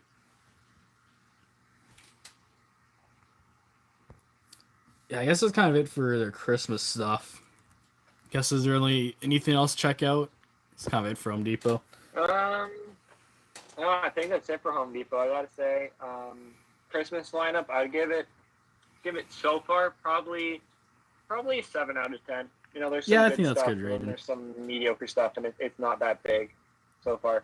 Yeah, for me, maybe I'd give it an 8 out of 10. I think it's a decent lineup. There's nothing too much I'd say looks really bad. Yeah, So, like a they solid had lineup. they have some really good props and they have some pretty mid props. Yeah. Halloween though, Halloween's a hard one so far. Yet again, just from the demos and animation we've seen, I'd say 9 out of 10. Yeah, I'd There's agree only with that. like a couple gripes I have with some certain props, and honestly, no. It's not there's no such thing as a perfect lineup. I can't give No. it a 10 out of 10, Yeah. honestly, but like a 9.5 out of 10. Like there's only like very small issues with their Halloween stuff. Yeah. I feel so far this year too, it's looking a little bit better than last year's lineup. Like I think it's still on like somewhat of a similar level, but yeah. Like I think it's better than last year's by quite a bit. My only thing that like I kind of wish they did was maybe have another 10-foot to continue the line of the 10-foot animated guys. Yeah. And maybe another Dean prop would have been nice, like an actual skeleton, because there's so much they can still do with that. Yeah. But you know what? For the stuff they've released, there's only like 3 bad props, and I'd say that's like maybe the Cauldron Witches. The Cauldron Witches, the that one tricycle one, which and then I don't know. I guess maybe just those are only 2 bad ones. I can't. Yeah, I don't think there really is any other bad ones. The only 2 bad ones. Some of the other ones are stuff that like I slightly dislike about, but overall it's still good animatronics. Yeah, like nothing bad, but like just like stuff that I think no haunter really wants or likes, kind of thing. This is all from the haunter's perspective at the end of the day, really. Right. We're not the general consumers. Yeah, that's true. I bet that's what the skeleton cats were. The skeleton cats, general consumers and Facebook moms. Yeah, probably. Just like the dog last year. Yeah. Huh. Yeah. Guess there's anything else to talk Anyway, about? yeah, I guess. Yeah, no, I guess that's all for Home Depot. I don't know if we've gotten anything else. We got that. I think I sent that to you the other day. The 1 week of the SBI, some new Christmas SBI stuff, and it's like all the short videos, just not a whole lot to talk about. Yeah, not really. I don't know, because no new Spirit stuff, no new Lowe's stuff. No. Except for those 2 elves we got. Those 2 elves for the new Christmas line. Those are good. Yeah. Yeah. No, I guess no new Halloween costume stuff. I imagine we're getting their stuff like first or second week of April, though we're getting their wave too. Yeah, we might Because be. once the Home Depot stuff quiets, they're going to try and release something right before halfway, I think, just to grab our attention. And then halfway is going to come. And then it's going to be like June or July, and they're going to release Wave 3. Yeah, I definitely feel like they're going to be releasing something for, a little bit before halfway to Halloween. To not just be mixing with all the other stuff. You can see them kind of counting down, because they've been making videos and shorts of each of their animatronics, and like releasing one video every 3 days or so about each of their animatronics, and they're kind of like running out of stuff to post. So I think once they do, that's when Wave 2's coming. Yeah, it's most likely coming April. I think it's going to be every second month type thing. Yeah, it has to be, I think. I don't see why it wouldn't be. Yeah. So, I don't know. Yeah, I guess the next live stream will either be like a mid-April or end of April kind of thing. But yeah, yeah, great stuff so far for the first 3 months. Yeah, we've been getting a lot this year. It's awesome. Yeah. Big congrats to Depot. They're taking all my wallet. I am not sure what to expect from Spirit. Like I said, there's that one zombie, but there's absolutely no confirmation in his Spirit by any means. It's just FBI. Yeah, I am curious for Spirit. I feel like Home Depot's going to be better this year than Spirit. I don't really have too high of expectations. Frankly, the only thing, if like everything returned from last year for Spirit, the only thing I could still consider getting is probably Cerberus. Yeah, he's so far out of like what we know is coming back for Spirit, which is basically just to be returned. But yeah, I don't know. I think it's still basically set in stone. We're going to get a zombies theme or a train theme or something of the likes. Yeah, I think so. That'd be cool to see a theme like that. Yeah, and I imagine we're going to see quite a few more outdoor props from them, and probably some sort of Nibbles reskin. Yeah, hopefully they do. Hopefully the technology doesn't just die with them. Yeah, I don't see why they wouldn't continue that, because I feel like Nibbles was a fairly good seller last year. So he sold well at Flagship, and from what I heard, a lot of people found him on half off. I think a lot of the general public didn't want to buy him because he was too scary, and people were actually convinced the thing was possessed. So I think like the general public just thought he was too creepy to own. I don't blame him, like having a clown that can watch what you do. Most people decorating for Halloween probably wouldn't want something that extreme. Yeah. But yeah. All right. I guess that might be a good spot in today's live stream then. Yeah, I guess so. Nothing else to talk about. Thanks to everyone who watched. We had quite a steady viewer count again. And bye to the last few of you that are still here. Yeah, I guess end it there.